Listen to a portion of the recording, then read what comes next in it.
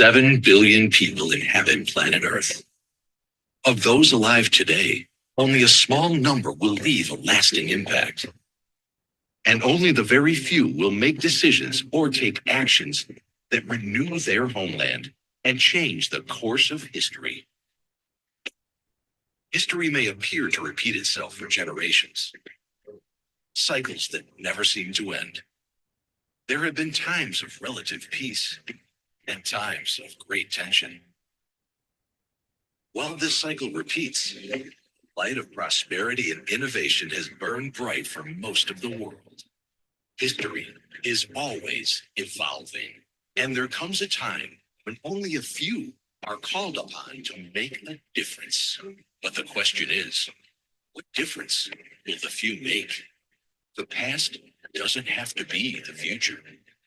Out of the darkness can come the light, and the light of hope can burn bright. What if a people that share a common and rich heritage can find a common future? Their story is well known, but what will be their sequel? Destiny Pictures presents a story of opportunity, a new story, a new beginning, one of peace, 2 men, 2 leaders, 1 destiny. A story about a special moment in time when a man is presented with 1 chance that may never be repeated. What will he choose? To show vision and leadership or not?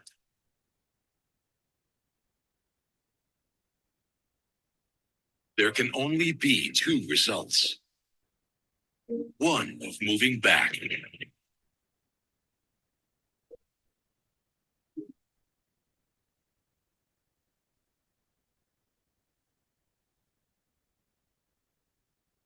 or one of moving forward.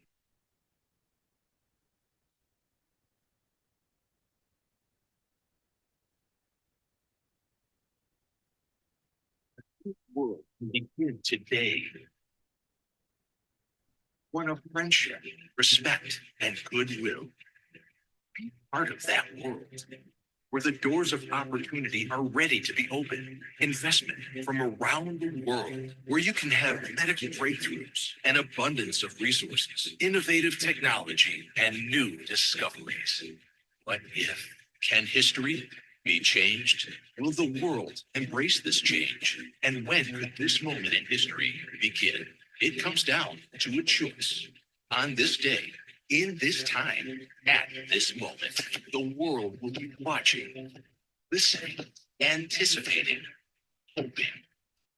Will this leader choose to advance his country and be part of a new world? Be the hero his people? Will he shake the hand of peace and enjoy prosperity like he has never seen? A great life or more isolation? Which path will be chosen?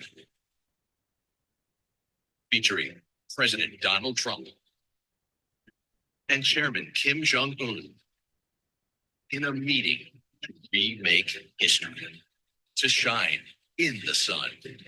1 moment, 1 choice. What if? The future remains to be written. That was a tape that we gave to Chairman Kim and his people, his representatives, and it captures a lot, captures what could be done. And that's a great place, has the potential to be an incredible place between South Korea, if you think about it, and China. That's got tremendous potential.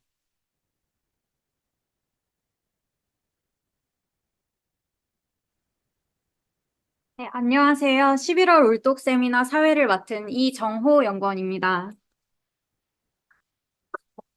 네, 오늘 이렇게 보니까 다양한 곳에서 귀한 발걸음 해주신 것 같은데요. 멀리 미국에서 와주신 서성훈 교수님도 계시고, 일본에서 와주신 분도 교수님께서도 계신데요. 그 외에도 지금 온라인상에 다양한 국가에서 한반도를 넘어선 여러 분들이 함께 참여해주고 계십니다.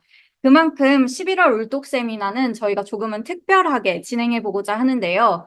단순히 특강만 있는 것이 아니라 이번에는 패널 토론과 특강을 함께 진행해 보려고 합니다. 패널 토론은 남북한 관광 및 철강 산업 전문가 토론으로 지난 3개월 동안 이어졌던 여러 토론 특강들을 바탕으로 진행되는 토론일 것 같고요.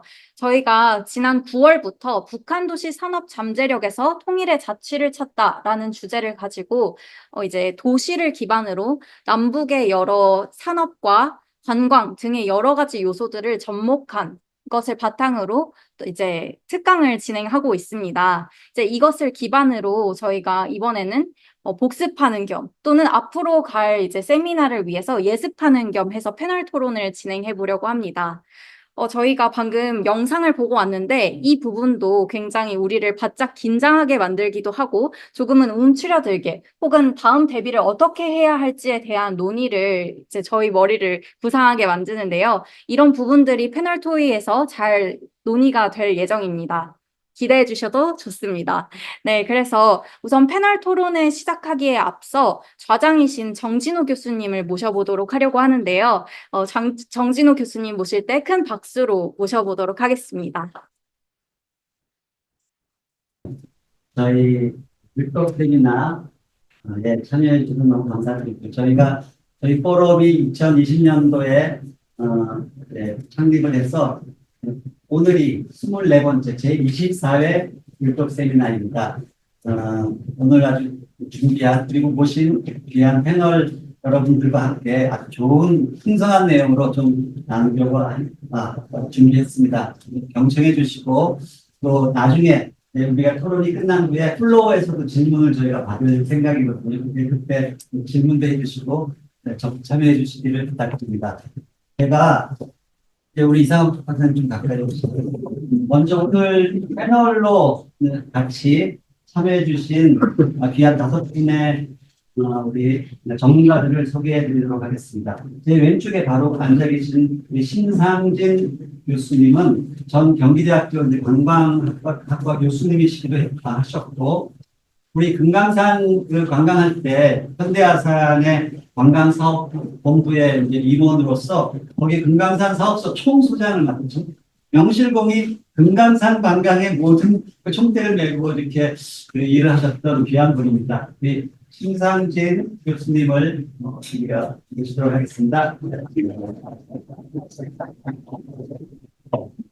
또 바로 제 오른쪽에 계신 분은 이상호 박사님, 지금 현재 포스텍 친환경 소재 연구소 교수님이신데요. 이 패널 토의 끝나고 이제 특강도 이어지겠지만, 여러분 파이넥스라고 들어보셨죠? 우리 친환경 제철법, 용광로법을 이제 대체하는 그 다음 이제 CO2 배출이 이제 적은 그 파이넥스를 저희 포스코에서 이제 개발해서 지금 아주 성공적으로 지금 잘 하고 있는데, 그 파이넥스 프로젝트 그 추진 반장을 전체를 또 책임지셨던 아주 굉장히 귀한 분이십니다. 우리 이상호 박사님을 모시도록 하겠습니다.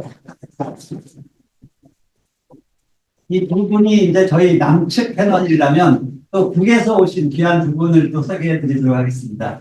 우리 김병욱 NK 연구소장님이신데요. 우리 김 소장님은 북쪽에서 뭐 청진에도 계셨고 오셔서 이 남쪽 생활 하신 지 꽤 오래 되셨는데 정말 이 고향을 위해서 두고 온 고향을 위해서 하는 연구를 하시고 어떻게 다시 북쪽 이게 다시 잘 살게 되고 평화로운 그런 나라가 될 수 있을까? 그것을 위해서 굉장히 많은 고심과 연구를 지속하고 계시는 분이십니다. 우리 김병욱 박사님 소개해 드리도록 하겠습니다. 또 우리 유영일 선생님은 이제 청지 김책 씨라고, 지금은 김책 씨지만 옛날에는 성진이라고 불렀었습니다. 거기에 이제 고향이시지만 또 청진에서 또 오랜 생활을 하셨고, 그래서 사실 그 청진에 있는 김책 제철소의 그 모든 것들을 경험을 하신 굉장히 귀한 분이세요. 정말 모시기 힘든 분이신데 그래서 나중에 이제 유튜브 나갈 때는 우리 유영민 선생님은 저희가 이제 얼굴을 공개하지 않은 그런 생각입니다. 그렇지만 정말 어렵게 모셨습니다. 그래서 오늘 패널 서로 이제 대화하는 중에 많은 이야기를 해주실 터인데 정말 그런 우리 북한의 철강 산업이 어떻게 지금 되어 왔고 앞으로 진행될 것인가를 우리에게 알려주실 굉장히 귀한 전문가 유영일 선생님을 모시도록 하겠습니다. 그리고 이제 마지막 우리 이찬우 교수님은 사실 저는 우리 교수님 만나 굉장히 감동을 많이 받았는데 우리 교수님은 서울대 사학과를 나오셔서 하여튼 역사를 전공하신 분인데 어떻게 이제 또 일본으로 가셔가지고 하는 연구를 하고 있고 지금 현재 그 일본 경제연구센터의 특임연구원이신데 많은 북한의 도시들에 대한 연구를 많이 하셨어요. 그래서 저희 포럼에서 얼마 전에 이 편찬해 낸 물독 아리랑 이 책의 원산편을 직접 집필하셨던 분이십니다. 굉장히 그걸 읽어가면서 제가 야 이렇게 원산이 이게 유서 있고 정말 많은 곳이 없구나 그것을 이제 역사적으로도 이해하고 많이 공부가 되었습니다. 나중에 저희가 이제 책을 2권 이 울독 아리랑하고 석탄사회라는 우리 이상호 박사님 오늘 강연해 주실 직접 저자신데 그 책을 나중에 많이 저희 후원해 주시는 그런 의미에서 좀 많이 부탁드리겠습니다. 자, 그래서 우리 이찬우 교수님 일본에서 오셨는데 선임하도록 하겠습니다. 네, 그러면 이제 패널 소개는 점으로 마치도록 하겠고요. 저도 이제 앉아서 패널 토론을 시작하도록 하겠습니다. 우리 5분의 귀한 패널을 모셨는데요. 아까 여기 오프닝 영상 잘 보셨죠? 그럴 때가 있었는데 아주 꿈만 같은 생각이 막 주마등처럼 지나가는데 다른 여러 가지 이야기 중에 저는 딱 제 귀에 박힌 것이 Two Leaders, One Destiny라고 딱 얘기를 하더라고요. 그 당시에 이 트럼프와 트럼프 대통령 김정은 위원장이 얼마나 이제 케미가 잘 맞아서 앞으로 새로운 시대가 열릴 거로 다들 기대를 하다가 막판에 발목이 딱 잡혔거든요. 그래서 그때는 그 여러 가지 원인이 있었죠. 이제 미국의 네오컨들의 그런 어떤 방해도 있었을 수도 있고 그 주변에 그런 여러 정책 트럼프 개인의 여러 가지 약점들이 이제 발목을 잡았다고 느껴지는데 이제 트럼프 제2기가 이제 시작이 되지 않습니까? 조만간 1월 달에 트럼프 대통령이 다시 취임하게 될 경우에 우리가 이렇게 보았던 이런 일들이 어떻게 다시 시작될지 아무도 그걸 예단하기 힘든 그런 상황에 지금 놓여 있습니다.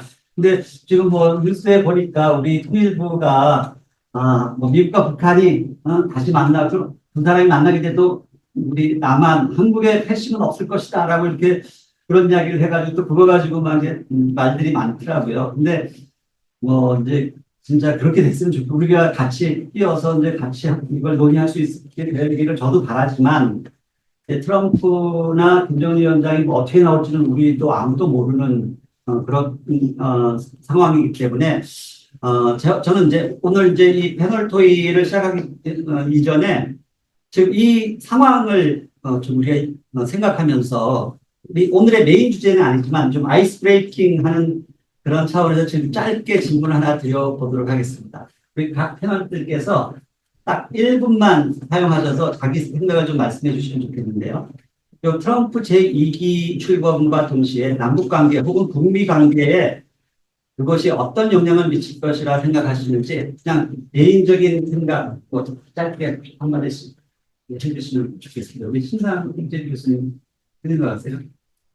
저는 굉장히 밝게 보고 있습니다. 왜 그러냐면 트럼프가 저 동영상을 제가 직접 만들어서 싱가포르에 쏘거든요. 그 당시에 그걸 가지고서 코로나가 있었음에도 불구하고 원산 갈마 지구를 이제 다 완성을 해서 내년 5월에 이제 오픈하겠다는 얘기인데 그래봐야 저희 6년밖에 안 지났습니다. 왜 그러면 정정 회장께서 북한하고서 그 사인하고 온 게 1989년인데 쌓여놓고 10년이 있다가 시작이 됐거든요. 이거 6년밖에 안 됐어요.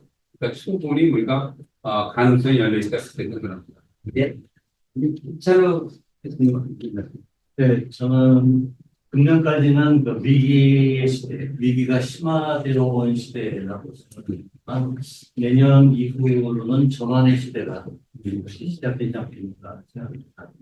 무엇이 전환되는가, 이제 국제사회 관계도 많이 관계있습니다만, 한반도 관계에 있어서 과거 문재인 정부 때 남북 관계는 아무래도 한국이 운전자 역할을 한다거나 이런 중심적 역할을 하면서 하나의 민족 공동체라고 하는 그런 비전이 있었다고 하면 내년부터의 전환의 시대에는 북한이 제기했던 두 개 국가, 적대적인 두 개 국가, 적대적인 관계가 만약에 해소가 된다면 한반도의 두 개 국가에 있어서 미국과 북한이 직접 딜을 함으로써 한반도의 일정한 대화 국면이 발생하는 그런 면에서 한국에서는 좀 불리한 그런 상황들이 좀 생기지 않을까라는 우려도 저는 하고 있습니다. 한반도 전체적으로는 전환이 되지 않는다.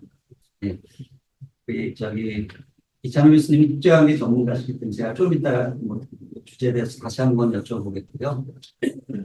북쪽에서 오신 두 분의 어떤 시각은 어떠신지 유영일 선생님 한번 말씀해 주세요.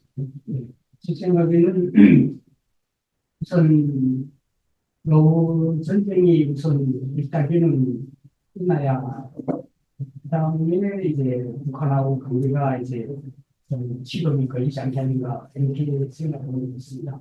요 전쟁이 계속 진행되고 있는 조건에서는 아마 북한이 미국하고 협상하려고 절대 나서지 않을 것이다 하는 이런 생각이 많이 들고 많이 듭니다.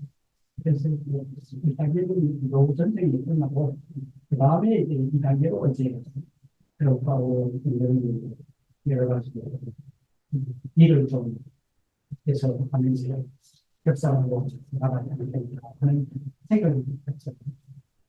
그래서 그다음에 한국의 입장에서 본다면 트럼프하고 북한이 이렇게 김정은 위원장하고 전쟁 끝나고 이제 협상 회의하고 이런 하면 배제되고 이렇게 되지 않겠는가 이거는 절대 있다고 생각합니다. 왜냐하면 미국 자체는 트럼프가 결심한다고 해서 그 대통령 권한이 결정하기는 좌우 중이겠지만 미국의 공화당이나 방문이나 한국을 통과해야 모든 일이 될 것이니까 이게 그렇게 대통령이 자기 결심을 가지고 미국 대책이가 거기서는 당연히 지지 않을 것 같고 또 미국 자체로서는 이 남한을 바라보는 입장에서 북한 때문에 미국을 지지시킨 것 같지는 않고요. 저는 미국을 견제하기 위해서 미국을 주둔하는 그런 측면에서 한국을 이렇게 패싱하고 이렇게 하지는 절대로 하지 않을 것이다. 이런 생각이 저는 정치라는 아니지만 그런 생각이 듭니다. 예, 알겠습니다. 감사합니다. 우리 우영 박사님. 네. 조금 특별한 저는 대선 전에 무슨 두 나라 사이 환경 문제 좀 그러니까 목소리 좀 크게 좀 해주세요. 우선 김정 북한 같은 것을 적대국가로 규정을 했어요. 남북한 이렇게 되려고 하면 미국으로서 자유로워요. 이게 남북한의 하나의 앞으로 통일 국가다 이런 때보다도 미국으로서 그냥 딴 나라입니다. 오히려 접근하기 좋은 환경이에요. 두 번째로는 이 미국으로서는 벌써 미국 중심이거든요. 그러니까 또 공화당이 구성됐기 때문에 오히려 트럼프 대통령이 북한과 관계에서 주도적으로 이렇게 해나갈 수 있는 조건들이 좋아요. 그렇기 때문에 대상에 상당히 한국적인 것으로 기억하라고 합니다. 또 말 그대로 계속 수송을 하던 정부인데 상당히 점이 보충이 없지 않겠나 저는 그렇게 생각합니다. 이상입니다. 예, 이 주제 조금만 더 심도 있게 좀 나누고 지나가고 싶은데 우리 이찬호 교수님이 국제관계 전문가시기 때문에 트럼프 대통령이 트럼프가 이제 자기가 대통령이 되면 바로 24시간 이내에 러우 전쟁을 끝내겠다. 이렇게 호언장담을 했고 정말 그렇게 되겠습니까? 이스라엘 하마스 전쟁으로 해서 정말 점점 전운이 거가고 있는 이 전쟁이 끝나게 될지 아니면 그것이 또 우리 한반도에는 어떤 영향을 미치겠지 그걸 좀 말씀해 주시죠. 네, 우선 그 러브 전쟁의 실패가 어떤지에 대해서는 우리가 한국에서는 주로 이제 미국이나 서방 측의 뉴스 주로 베이스에서 생각하기 때문에 나는 그런 면에서 바이어스가 있을 수도 있다. 러시아에서 나오는 또 뉴스만을 또 믿게 되면 거기도 또 바이어스가 있을 수 있어서 현재 정확한 러브 전쟁에 상륙해 가고 있습니다만 앞으로 어떻게 전개될지 모릅니다만 그래도 트럼프가 되면 자신이 24시간 이내에 러시아와 우크라이나 전쟁을 끝내겠다라고 하는 것은 제가 볼 때는 논리적으로 생각하면 가능하다고 생각합니다.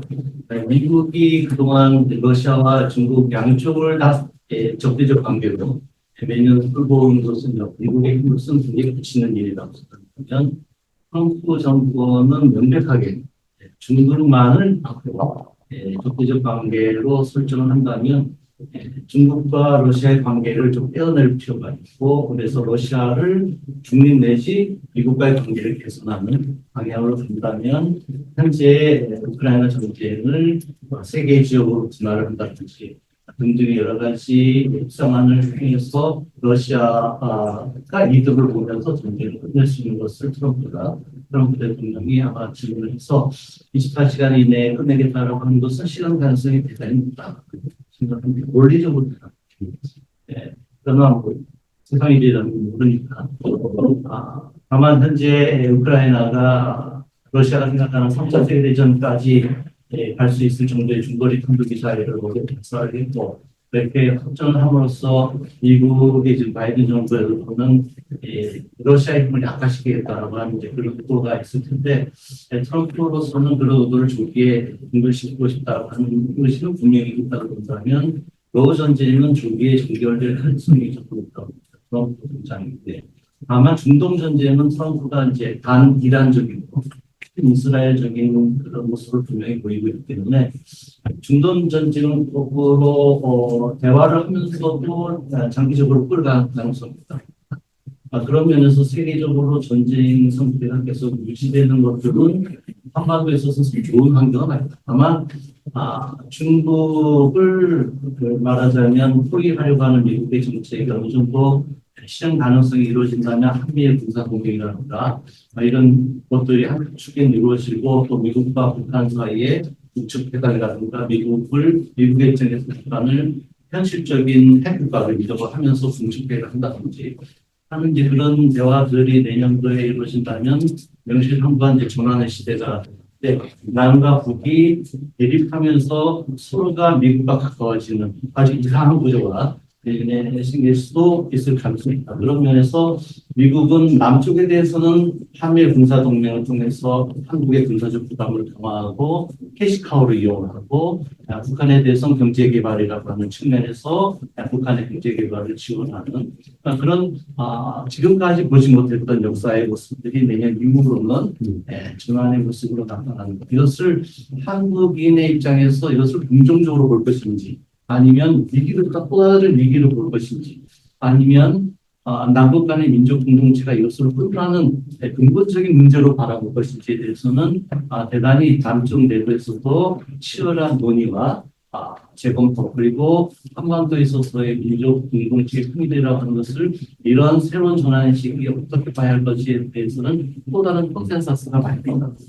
예, 그야말로 큰 전환기를 맞이하고 있고 또 위기 상황이라면서 항상 우리 기회 요인을 주기 마련인데 사실 그동안 남북 간의 큰 적대적 대치 관계가 가지고 있는 그런 그 모양새가 지금 새로운 트럼프 정부의 등장 이후에 우리가 어떻게 그것을 대처하고 반응할 것인가에 대해서 크게 변수가 이제 작용할 거라는 생각이 들어요. 근데 과연 그 위기 상황을 현 정부가 대처하고 헤쳐나갈 수 있을지에 대한 굉장한 좀 염려도 함께 있는 그런 상황이기 때문에 저희가 이제 그 내년도에 이제 정리될 그 새로운 남북미 관계에 대해서 저희 패널뿐만 아니라 전 국민이 그것을 예의주시하고 또 새롭게 돌파해 나갈 수 있도록 이렇게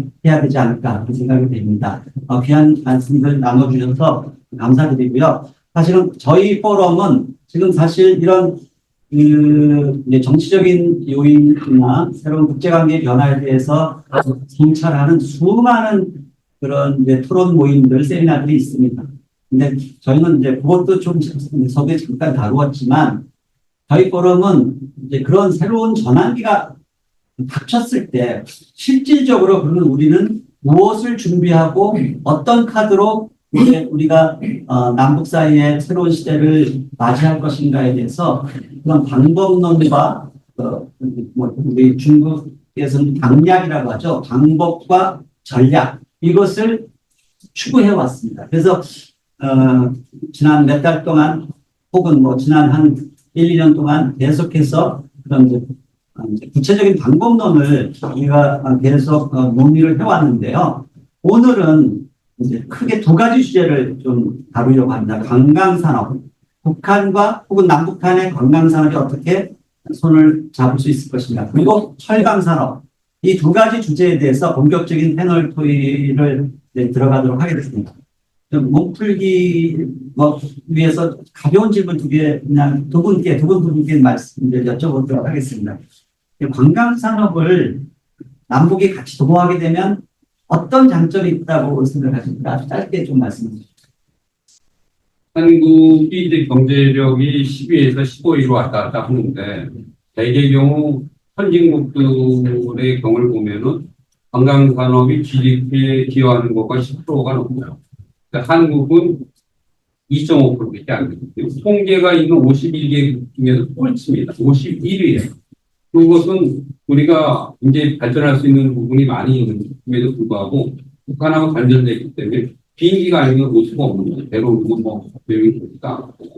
또 북한도 지금 김정은 위원장이 정말 많은 인원과 물자를 투입을 해서 관광을 아주 먹고 살겠다고 하고 있기 때문에 서로 손을 잡으면 정말 남이나 북한 굉장히 큰 이익을 얻을 수 있다. 예. 한국 생활을 하신 지 꽤 오래되셨죠? 김명욱 박사님 생각은 어떠십니까? 미국의 북한의 관광 장기화라는 문제, 그다음에 또 관광수단 활용하는 쪽, 사실 남북한의 흉기가는 제 생각에는 수급이라는 게 많을 것 같습니다. 한국에 있는 관광 기술이라든가 또 장비들, 또 북한은 관광 수출 대상이라든가 또 인력을 제공하는 쪽으로 상당히 서로 이득되는 게 많다고 생각합니다. 네, 심층적인 이야기는 좀 이따가 나눠보도록 하겠고요. 철강산업 쪽은 어떤 장점들이 있을까요? 서로 힘을 합한다면 우리 의원님. 네, 북한에서 철강 산업에서 제일 장점은 고로에서 철을 생산할 때 보존 방식을 하면 코크스가 반드시 들어가야 되는데 그 코크스가 북한에는 1g도 나오지 않습니다. 그래서 100% 러시아하고 중국에서 수입을 해서 그 포크스를 가지고 역축탄이나 포크스를 수입해서 그걸 가지고 북한의 자국내에 있는 철강 조정에서 철을 생산했습니다. 근데 포크스가 문제는 이게 한원재하고 연료로 들어가는데 반드시 이게 없으면 철을 생산할 수 없습니다. 그래서 이런 배경으로부터 북한에서는 코크스를 쓰지 않고 철을 생산하는 방법을 70년대 후반부터 꾸준히 연구해 왔습니다. 이거는 결국은 북한 내 자국 내에서 외야 자금도 포괄되는 것도 있고 외국에서 수입하잖아요. 그다음 두 번째, 북한에서 철강 생산을 정상화하지 않으면 모든 기반 경제가 다 무너지게 됩니다. 그래서 이 철강 산업을 중시하기 때문에 이 철강 산업이 정상화돼야 되겠다. 그러나 미국에서 원료를 이 코크스를 투입해서 생산해가지고는 이 철강 생산을 정상화할 수 없고 철강 생산을 정상화할 수 없으니까 기공업이나 선박공업, 국방업이 모두 다 흔들릴 수 있다. 그래서 주로 북한 작품에 나오는 석탄, 발탄밀탄, 그 다음에 철강석을 이용해서 철을 만드는 방법. 즉 다시 말해서 주체철을 만드는 위한 방법을 78년도부터 시작해서 지금 40여 년 동안 꾸준히 변화 발전해 오고 있습니다. 그런데 이 방법을 지금 현재는 북한에서 하고 있는데 여기에 지금 경제적 난점들이 많이 있습니다. 원가가 높아지고, 그 다음에 그 석탄 생산이 정상화 못 되고, 철강석 생산이 정상화 못 되고, 이러저러한 여러 가지 원인으로 해서 지금 작년에서 주체철 생산이 정상화가 어렵고, 규모 생산도 어렵고, 이런 상태에 놓여 있습니다. 그런데 지금 현재 대한민국에서 포스코에서 2007년도부터, 그전에부터 우선 연구했죠. 2007년부터 파이닉스 공법이라는 걸 지금 도입해서 철을 생산하고 있는데, 그 철 생산 방법이 북한에서는 코크스를 쓰지 않고 철을 생산하는 방법이기 때문에 북한의 철강 생산에 아주 적합한 코크스를 전혀 쓰지 않는. 그렇기 때문에 이 방법을 북한하고 접목시키면 앞으로 금속공업에서는 일대 북한에서도 또 바라고 있고, 일대 별이 얘기하는가 이렇게 예, 생각합니다. 아주 핵심을 찝어주셨는데요. 그러니까 이제 2018년 서로 4.27 회담 이후에 어떻게 분위기가 잘 전개됐으면 김정은 위원장이 이제 서울이나 이제 한국 남쪽에 답방을 할 수 있지 않을까 그런 상상까지 했었는데 그때 들리는 이야기는 김정은 위원장이 답방을 했을 때 가장 먼저 가보고 싶었던 곳이 포항에 지금 말씀하신 파이넥스 공장을 한번 보고 싶었다 그런 이야기가 있었을 정도로 관심이 많다는 거죠. 근데 오늘 마침 또 그 파이넥스의 전체 책임을 맡았던 우리 이상우 박사님께서 또 이제 오늘 패널로 오셨기 때문에 두 분이 아주 치열한 그런 토론이 있지 않을까 그렇게 생각이 됩니다. 자, 그러면 이제 관광산업 쪽에 이제 토론이 있고 혈강산업 이 두 가지 전혀 서로 맞지 어울리지 않는 그런 두 가지 그런 산업인 것 같지만 실제로 이것이 또 이제 앞으로 북한을 이제 개발하고 새로운 시대로 열어가기 위해서 가장 핵심적인 두 산업이기 때문에 저희가 이 두 꼭지를 이제 뽑은 것이고요.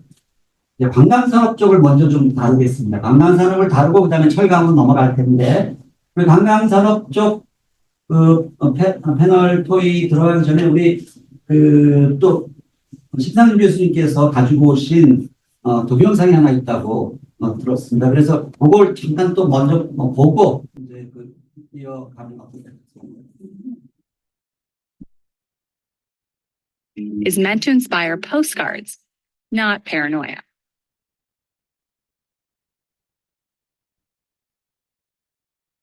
Troops and construction workers gathered in June to celebrate a new sprawling tourist destination on the coast of Wonsan, about 2.5 hours from Pyongyang. But Wonsan is known for more than sand beaches and sunshine.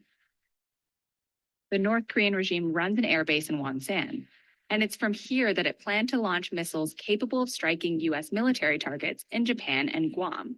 Live fire drills were conducted here as recently as 2017. That didn't stop President real estate developer from spotting the potential. Whenever they're exploding their cannons into the ocean, right? I said, boy, look at that. Wouldn't that make a great condo behind? And I explained, I said, instead of doing that, you could have the best hotels in the world right there. Priority. 올해의 군민이 힘을 합쳐 원산 갈마 해안관광지구 건설을 최단 기간 내에 완공하고 Satellite images and other photos reveal that the coastline has been under heavy construction since January, even at night.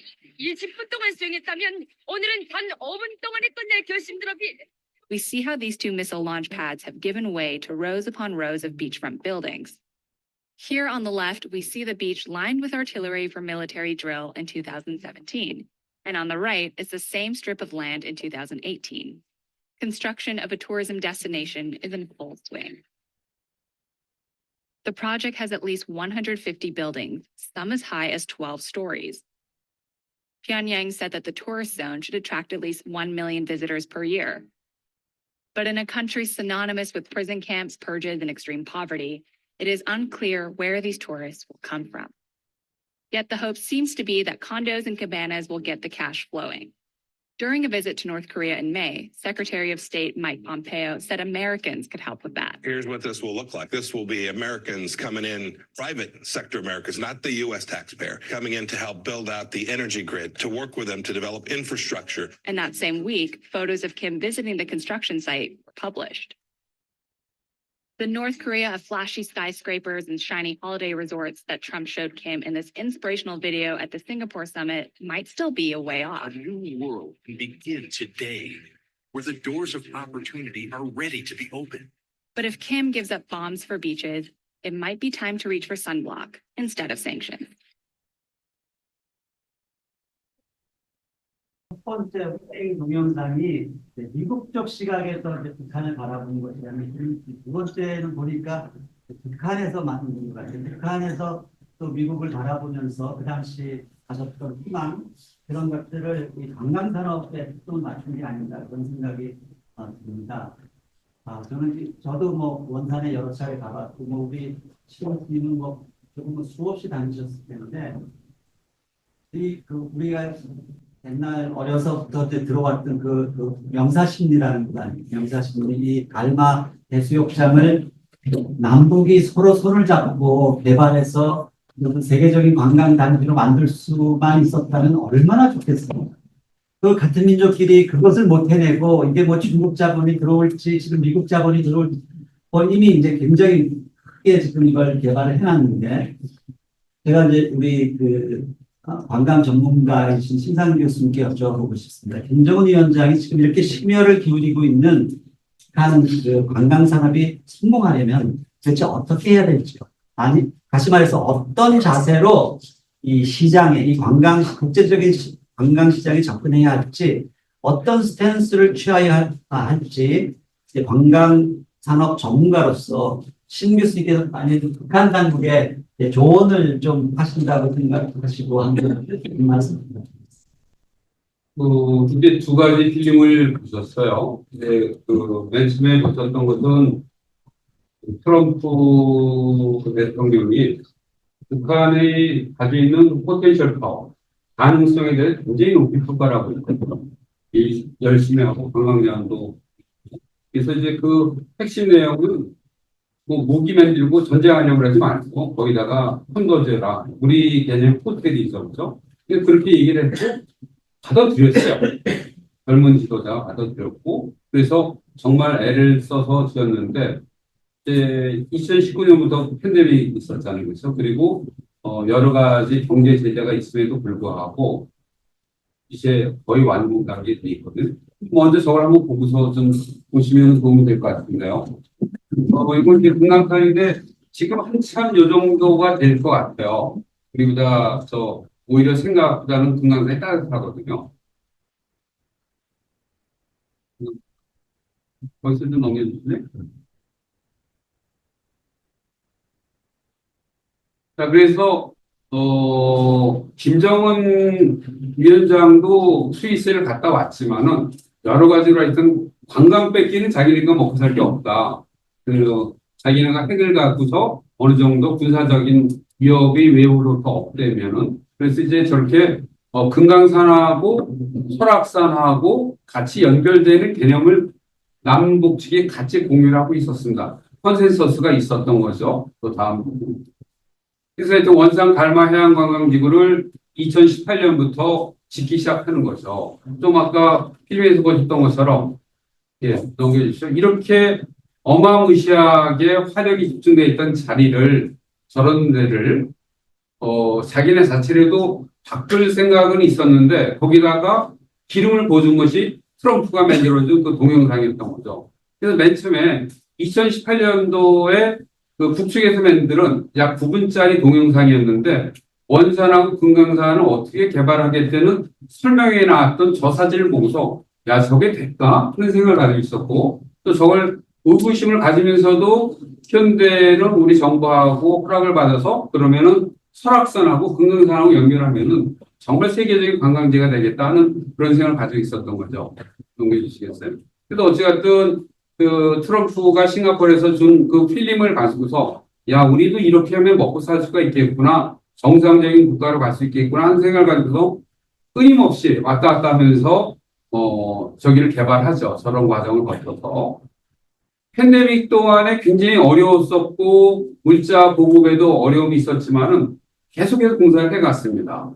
그래서 저게 그 과정이거든요. 18년부터 어떻게 변하는가 과정을 보여드리는 겁니다. 넘겨주시죠. 그러면서 그냥 그것만 하는 것이 아니라 관광객들이 쓸 전기차까지 우리 같은 골프카트 같은 거죠. 배터리카까지 저렇게 수백 대를 보내놨어요, 이미. 그 다음에요.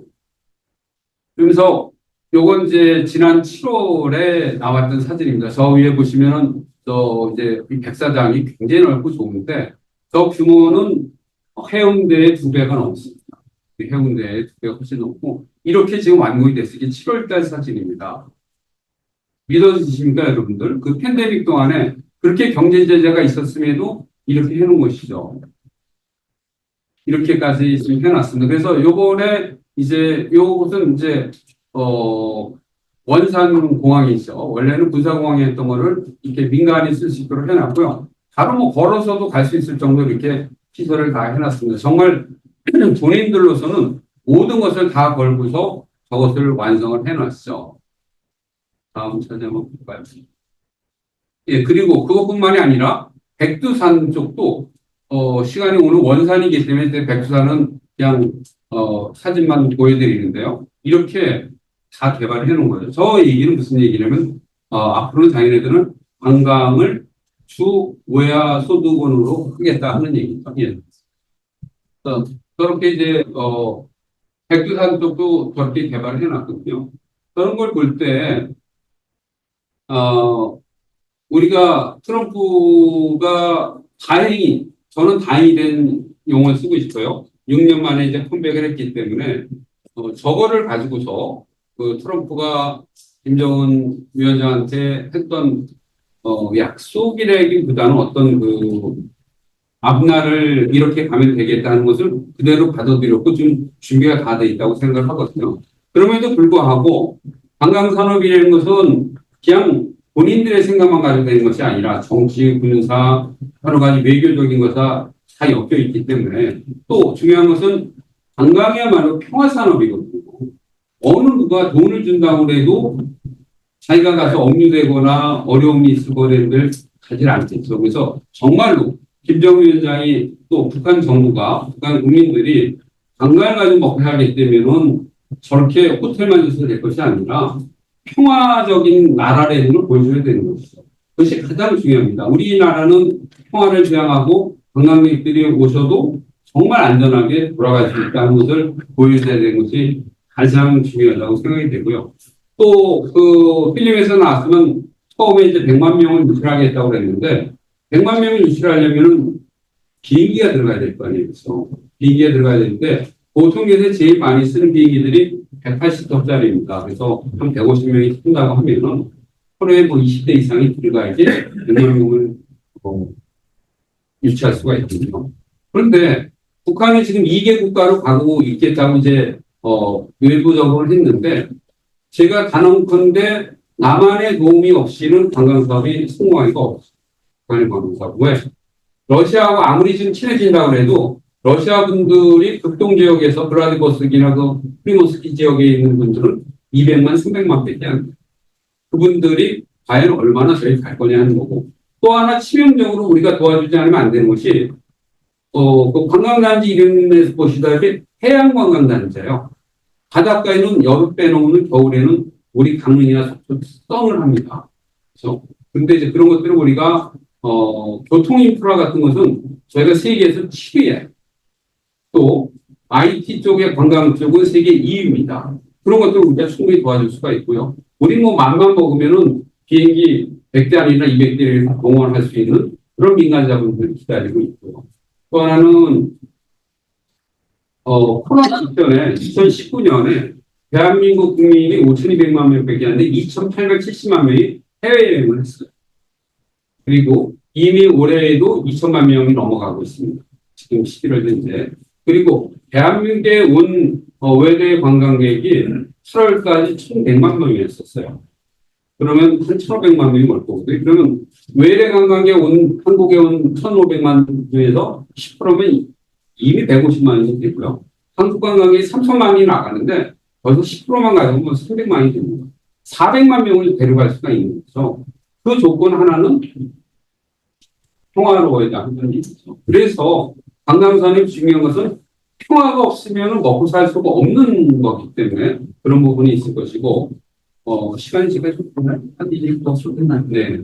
그리고 또 하나는, 이제, 북한 입장에서는 저게 잘 지어놨지만은, 소비자 입장에서 여러분들이 생각하시기에 원산 그 갈마지구보다 좋은 데가 너무나 많죠. 그렇죠?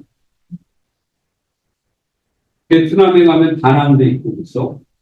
얼마나 좋은 데가 많습니까? 베트남도 있고, 또 중국의 관광지도 많고, 그런 거를 생각을 했을 때 정말 자기네들이 굉장히 열심히 하지 않으면은 관광객들을 유치하기가 쉽지 않을 거라는 얘기고요. 또 하나는 관광은 굉장히 규모의 사업입니다.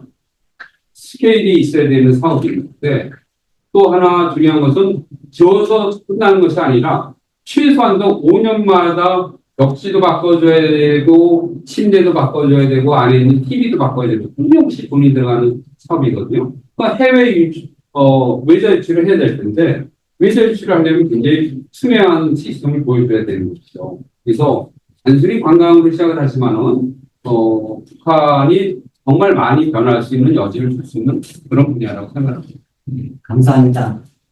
제가 그 보여주신 그 동영상이나 그 PPT 보면서 정말 그 힘든 가운데서도 이렇게 어마어마한 투자를 해놨구나 생각을 하니까 좀 가슴이 좀 찡하기도 하고, 그런데 정말 이번에 트럼프 대통령이 당선되기를 북한이 누구보다 더 원하지 않았을까 그런 생각이 듭니다. 지금 그래가지고 새로운 이제 지난번에 서로 두 사람의 그 케미 속에서 꿈꿔왔던 것이 현실로 나타나기를 이렇게 바라고 있을 거인데, 굉장히 중요한 부분을 짚어주신 것 같아요. 관광 산업이 일어나려면 평화가 전제돼야 됩니다. 너무나 반론할 수 없는 그런 이야기인데, 제가 그렇게 되려면 결국은 북한 평양엔 미국 대사관이 들어가고 워싱턴에 북한 대사관이 들어가는 이 북미 수교, 이것이 전제되지 않고서는 한 발자국도 나갈 수 없다, 저는 그런 생각이 듭니다. 그래서 제가 이제 어떤 생각을 떠오르나 하면 1970년도에 그 유엔이나 미국의 어마어마한 제재를 받던 그 당시 중공이 그 64년도에 원폭을 개발했고 67년도에 수폭, 그리고 70년도에 이제 인공위성, 그래서 양탄일성이라고 하죠. 이 양탄일성을 딱 개발하는 순간 바로 닉슨이 이제 핑퐁 외교를 시작하고 키신저를 보내서 이제 수교를 위한 협상에 들어가거든요. 근데 그것이 딱 10년이 걸립니다. 이제 닉슨이 그 워터게이트로 물러나고 이제 카터가 들어서서 기나긴 줄다리기 끝에 79년도에 미중 수교에 성공하고 나서 양쪽의 대사관이 이제 교차되고 나니까 그때부터 이제 새로운 시대가 열린 거예요, 중국이. 근데 그것과 똑같은 상황이 2017년도 11월 27일 때 이제 북한에서 이제 핵무력 완성 선언을 한 것이에요. 그러니까 원폭, 수폭, 대륙간 탄도미사일. 그러니까 그 정말 악의 축이라고 계속 몰아붙이던 미국이 트럼프가 태도를 바꿔서 협상에 들어가기 시작한 2018년도에 그것이 이제 그 닉슨이 그 오가던 그 시절하고 이제 똑같은 상황이라고 생각하면 중국이 한 10년 만에 이제 그 결국은 미중 수교에 성공했던 것처럼 2017년도부터 10년이면 한 2026년, 27년 그 무렵 우리가 북한과 미국이 수교에 성공할 수 있는 그 타이밍이 그 정도 되지 않을까 저는 개인적으로 그렇게 바라보고 있고요. 그것이 바로 이제 평화의 담보라는, 평화가 담보되면 그때부터는 외국 자본이 평양에 지금 미국 대사관이 들어갔으면 그다음부터는 어떻게 하겠어요? 이제 외국 자본, 트럼프부터 이제 트럼프 타워 세우려고 할 것이고 이제 그 여러 가지 투자가 들어가기 시작할 것이기 때문에 이 관광 산업도 올라가지 않을까 그런 생각을 해봅니다. 너무 전곡을 찔러주셔서 너무 감사드리고요. 우리 이찬우 교수님도 원산에 대한 이런 집필도 하시고 있는데 어떻게 되는 것이죠? 그 통화 경제라고 하는 이 관광이야말로 쪽 표현으로 하면 사람이 중심인 산업 아니겠습니까? 사람이 중심이 돼서 현지에 가서 보고 먹고 놀고 즐기고 구경하는 관광입니다. 그냥 관광을 통하면 이제 사람이 교류를 하게 되고 상대를 이해하게 되고 그런 속에서 서로 싸우지 않고 이렇게 평화를 지속하게 되는 그런 틀이 그냥 국가 레벨만이 아니라 일반 국민들 사이에서도 서로 이해가 되는 그런 속에서 항상 관광 사업은 국가의 평화 유지에 상당히 도움을 받았습니다. 그것이 이제 지금 같은 상황이 되었지만 내년 이후에는 또 다른 전환이 생기지 않겠는가 기대를 합니다. 저 개인적으로는 2019년 코로나 직전에 블라디보스토크에서 북한의 대표단이 나왔습니다. 그래서 일본 대표들하고 같이 북한의 관광에 대해서 제가 강의를 한 적이 있었습니다. 여러 사람들이 강의를 하는데 저는 일본의 관광 산업에 대해서 소개를 해줍니다.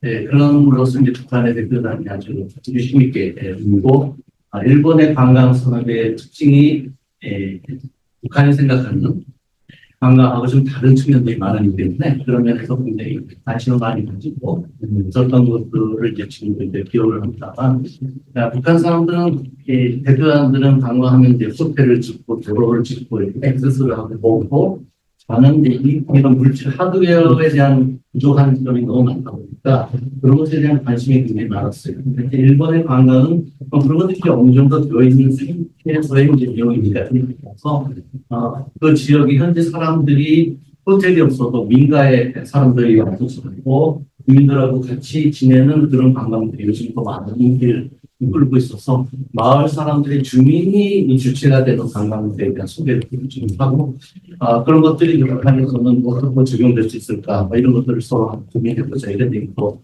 했던 것이 불과 한 5년 전이어서 내년 이후에는 북쪽에서의 관광에 대한 좀 더 이게 하드웨어도 좀 이제 되어간다고 보면 좀 더 소프트웨어에 대한 사람을 어떻게 훈련하고 어떻게 접대를 하고 어떤 이야기를 나누고 하는 것에 대한 좀 더 진전된 관광 사업의 투입이 좀 이루어지고 그런 면에서 한국과의 관계도 새로워질 수 있는 그런 모멘텀이 생기지 않을까 좀 기대가 말 나오신 김에 사실은 일본 관광객들이 뭐 크루즈를 타고 뭐 블라디보스토크나 청진, 함흥, 원산을 이렇게 거쳐서 이렇게 관광을 북한에 올 수도 있는데 그러려면 북일 수교가 역시 또 전제가 돼야 되는 거 아닙니까? 그거에 대해서 어떻게 전망하는 겁니까?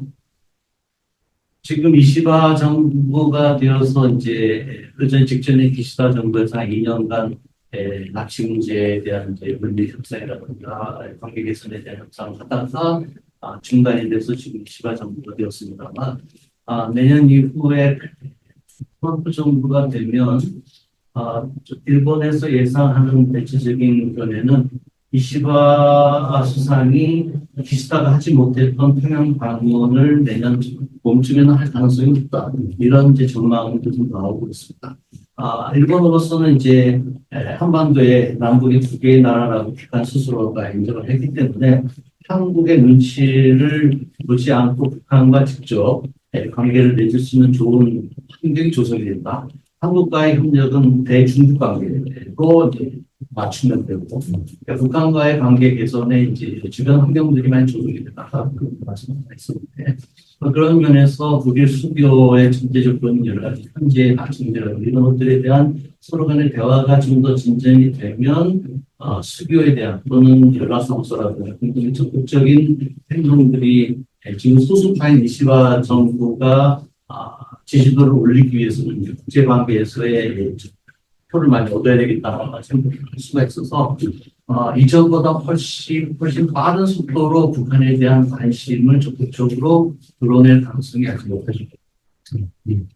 알겠습니다.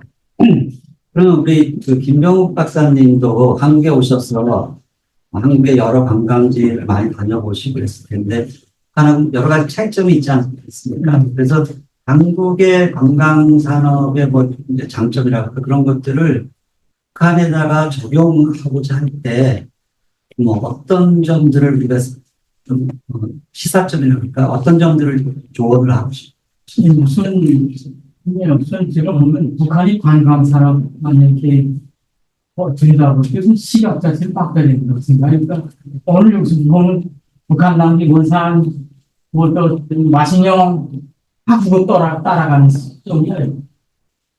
근데 실제 저거밖에 없는가? 이거예요. 저거 뭐냐면 북한이 현 체제 유지에 필요한 거거든요. 근데 북한이 관광 자원들 군사적 이유로 드러나지 않는 정치적 이유로 드러나지 않는 분 많습니다. 왜 여기에 관심 안 두는 거 하는 거예요? 우리 북한에 3,000군이라고 있어요. 속상, 온천, 천자. 유명해, 온천. 북한에 무슨 온천이라든 평균 50도 이상이에요. 근데 거기 왜 개발 안 되는 거예요? 그 옆에 신천군이라고 우리 북한에서 해마다 반미 신천 학살 사건, 그래서 교통인프라 좋아요. 연결시키는데 안 해. 왜 군사기지들이 있어요? 그러니까 이런 이유도 이거 조금 더 관광을 개발할 때 국가적인 것도 있지만 내 생각엔 대한민국 지자체는 협력을 해서 우리 정성군의 그 서철계로 타고 가면 하는 거 있잖아요. 북한은 진짜 백무, 백상 그쪽에는 아직 일제고 서철계로가 아직도 남아있어요. 이거 얼마나 경치 좋습니까? 그러니까 대한민국의 이런 지자체 협력을 해서 충분히 관광자원을 개발할 수 있는 것도 많아. 그러니까 제 생각엔 조금 그 시각들을 조금 북한이 선전하는 것보다도 좀 이제 대한민국이 갖고 있는 그런 관광 연구 인프라를 다시 좀 들여다보는 건 나타나지 않을까 그런 말씀입니다. 네, 겉으로 드러난 그 관광지 이외에도 정말 저도 이제 북한의 뭐 10대 관광지를 다 다녀봤지만 정말 북한은 관광만 가지고도 스위스처럼 먹고 살 수 있는 그런 나라거든요. 그래서 스위스에 유학을 한 경험이 있었던 우리 김정은 위원장이 관광에 더 이렇게 초점을 맞추고 있는 게 아닌가 이런 생각이 드는데요.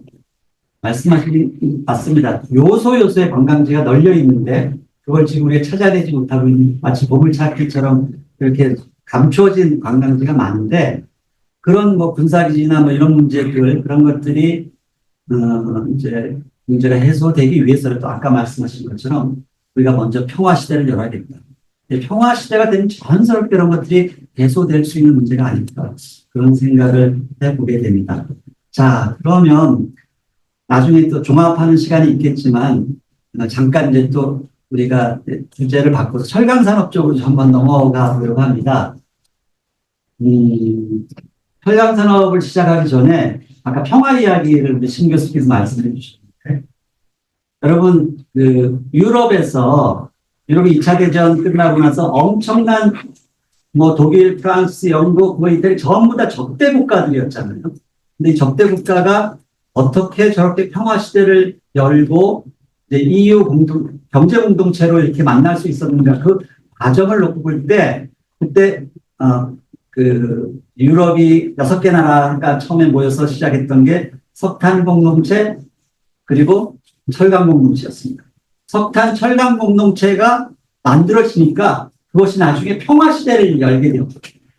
그래서 이 철강 그래서 저희가 이제 오늘 이제 다루게 될 주제 중에 하나가 이제 철강 공동체에 대한 이야기인데 이 철강을 가지고 우리가 평화 시대를 열 수 있다면 EU처럼 지금 뭐 EU도 다국가, 다민족 국가가 모여서 이제 평화 공동체, 경제 공동체를 만든 셈이니까 우리가 뭐 두 국가를 지금 원하고 있다 할지라도 철강을 가지고 이렇게 평화 시대를 열 수 있지 않을까 그런 이제 생각을 좀 해보게 됩니다.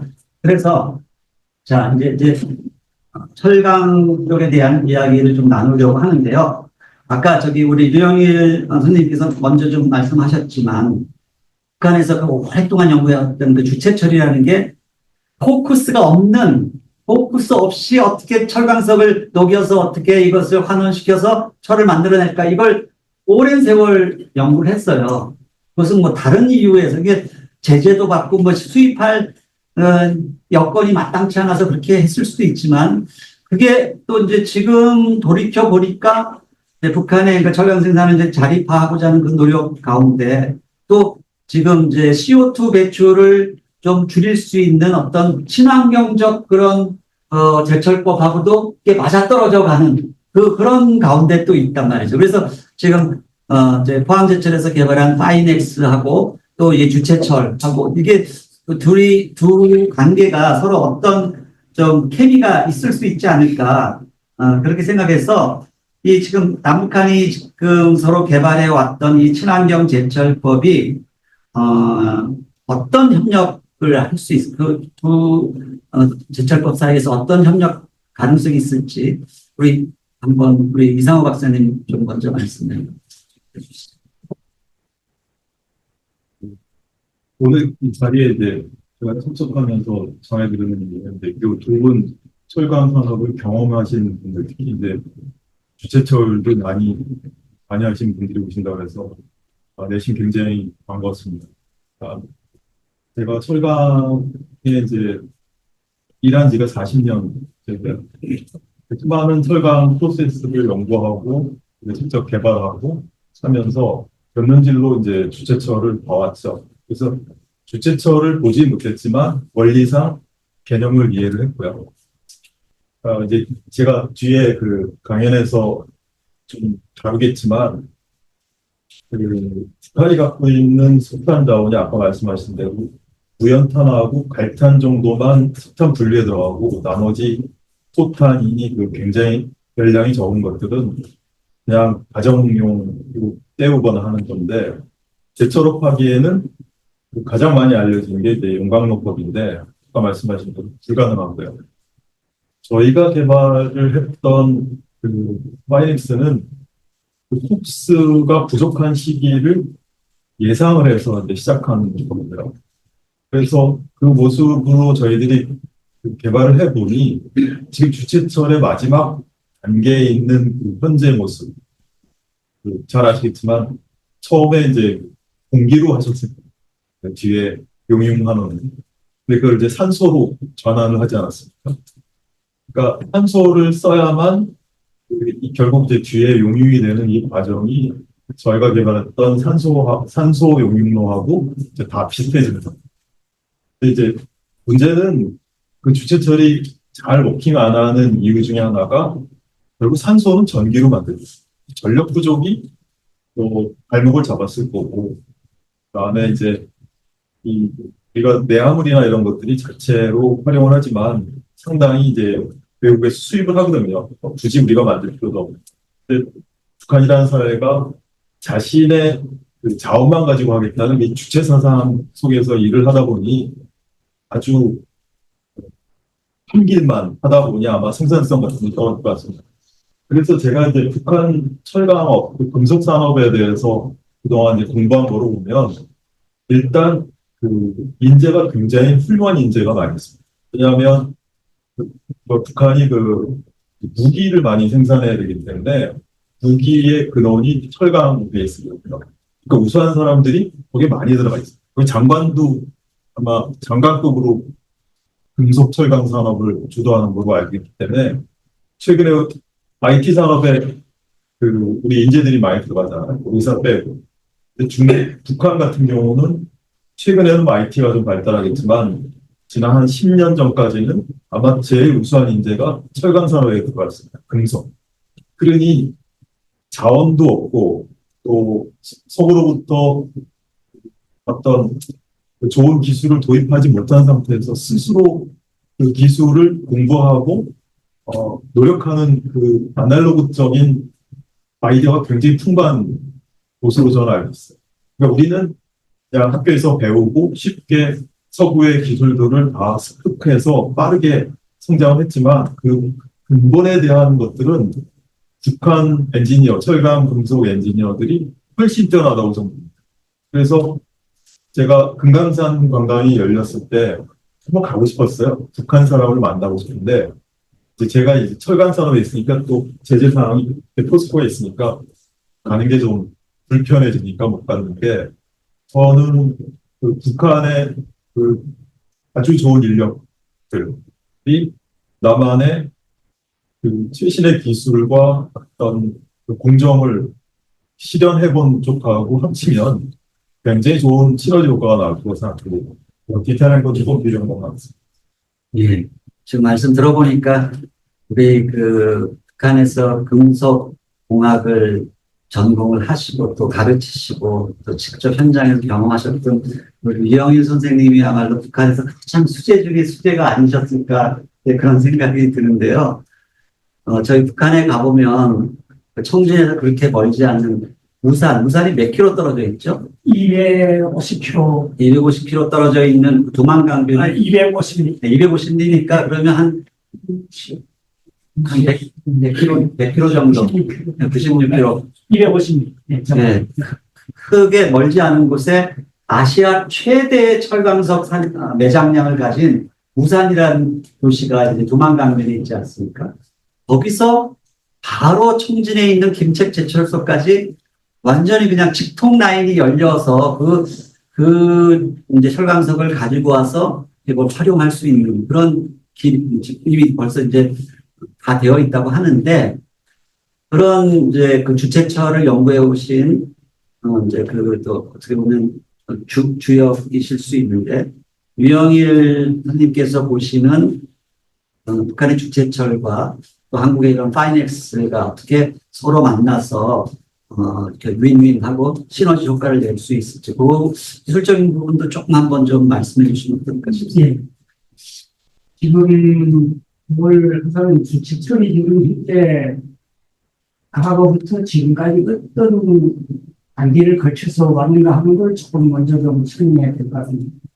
우선 78년도에 그 주체철을 첫 주체철이가 생산돼서 시제품을 김일성이 올렸습니다. 78년도에. 그때 올렸을 때 그 주체철을 김일성은 이걸 사마철이다. 이런 걸 그렇게 명명했습니다. 명명했죠. 그래서 그 사마철이라고 이름을 부르게 된 거 그게 주체철인데, 첫 주체철인데, 일명 사마철이라고 합니다. 북한에서. 그거는 결국은 북한의 철강석, 그 다음에 북한에서 생산되는 석탄, 그 다음에 북한에서 생산되는 전결제. 전결제라 하게 되면 구체적으로 말하면 페미토나 세멘트. 그렇게 해서 세 가지 원료를 가지고 철이 만들어진다 해서 북한에서는 사마철. 김일성이 사마철이다. 명명했고, 그 이후부터 계속 사마철이라는 이름을 붙입니다. 주체철이라는 말은 예적으로 많이 쓰고, 내적으로는 그렇게 많이 쓰지는 않습니다. 아닙니다. 그래서 그게 78년도에 시제품이 나왔고, 그 다음에 80년도에 한경북도 청진 제강소라고 있습니다. 김책지철연합기업소하고 청진 제강소는 다릅니다. 근데 청진에 있긴 있는데, 청진 제강소에서 80년대 공업화했습니다. 해전로에서. 60m 해전로에서 첫 공업화 시험을 완전히 해가지고 생산이 들어갔습니다. 그리고 그 이후에 계속 생산하면서 그 사마철이라는 걸 생산해서 김책제철 연합기업소의 고로에다 넣고, 고로에 넣어가지고 손당 쿡수비를 줄였고, 그 다음에 그걸 그 사마철을 또 완전 철로 제품이 아니니까, 반제품이니까, 그걸 가지고 다시 김책제철소에 있는 산소성로 제강이라는 데다가 넣어가지고 총 선철 생물량이 20% 정도를 넣어서 그래서 강철 생산을 진행했습니다. 그 사마철. 사마철 자체는 제품으로 쓸 수는 없습니다. 반제품이에요. 선철을 만들기 위한 원료 또는 강철을 만들기 위한 원료 그렇게 해서 두 가지로 나눌 수 있는데 이걸 사실은 북한에서는 이거 코크스를 전략하는 것도 아니다. 이 사마철을 가지고 이게 무슨 주체철이야. 이 사마철을 가지고 직접 강철을 만들어야 이게 진짜 코크스를 전혀 쓰지 않는 게 아니야. 이래가지고 김책제철소 연합기업소의 삼강철 공장이라는 거 하나 만들었습니다. 그게 아니다. 그래서 삼강철 전기로입니다. 전기 에너지를 쓰는 전기로인데, 거기에다가 이 청진제강소에서 생산한 사마철, 즉 주체철을 거기다 전력 전기로에다 넣고 강철을 만들려고 시도했고, 몇 년 동안 도심에서 연구하며 했습니다. 그런데 그게 결국은 공부를 줘놓고 하고 이렇게 시험적으로 됐는데, 공업화 시험에서는 실패를 했습니다. 그래서 실패한 원인은 뭐인가? 내 아무리 지식이 대단히 심했습니다. 그때 당시. 이 사마철이라는 여기에 이 내재되어 있는 슬라그는 산성 슬라그예요. 그리고 이 전기로에서 전기로 내압을 재료는 마그네사이트로 된 염기성 이런 MgO라고 사람의 마그네슘으로 된 그런 재료로 되잖아요. 이게가 내압의 침식이 대단히 심해졌습니다.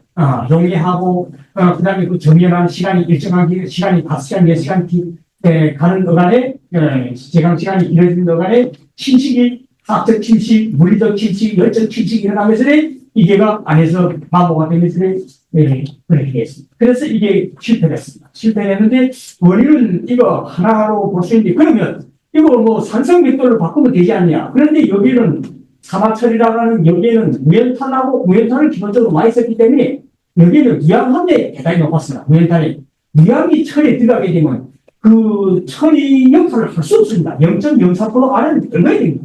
유황은 그렇게 하면 저별 치석이 일어나서 저별에서 기자 배아린 소재라든가 다 크게 됩니다. 그렇기 때문에 이걸 유황을 빼야 되는데 0.04 아래로 빼야 되고 리도 마찬가지고 이거 빼는데 이걸 빼자면 염기성 조업을 해야 돼. 염기성 조업을 하다면 벽돌도 내암을 염기성 내암을 벽돌해야 되고 슬라브도 염기성 슬라브 내드려야 되고 이렇게 되니까 이게 잘 맞지 않고 이래가지고 결과적으로는 그 사마철을 가지고 100% 사마철을 100% 주원료로 주원료로 해서 깡트를 생산하는 과정을 공장을 시행하고도 실패했습니다. 그래서 북한에서 계속 생각을 하다가 그냥 그저 코로에서 넣는 방법하고 산소병을 넣는 방법으로 추가적으로 넣는 방법으로 이렇게 진행해 오다가 2009년도에 그 김책시에 있는 5월 17일 공장이라는 게 있습니다. 성진제강소 연합기업소 안에 있습니다.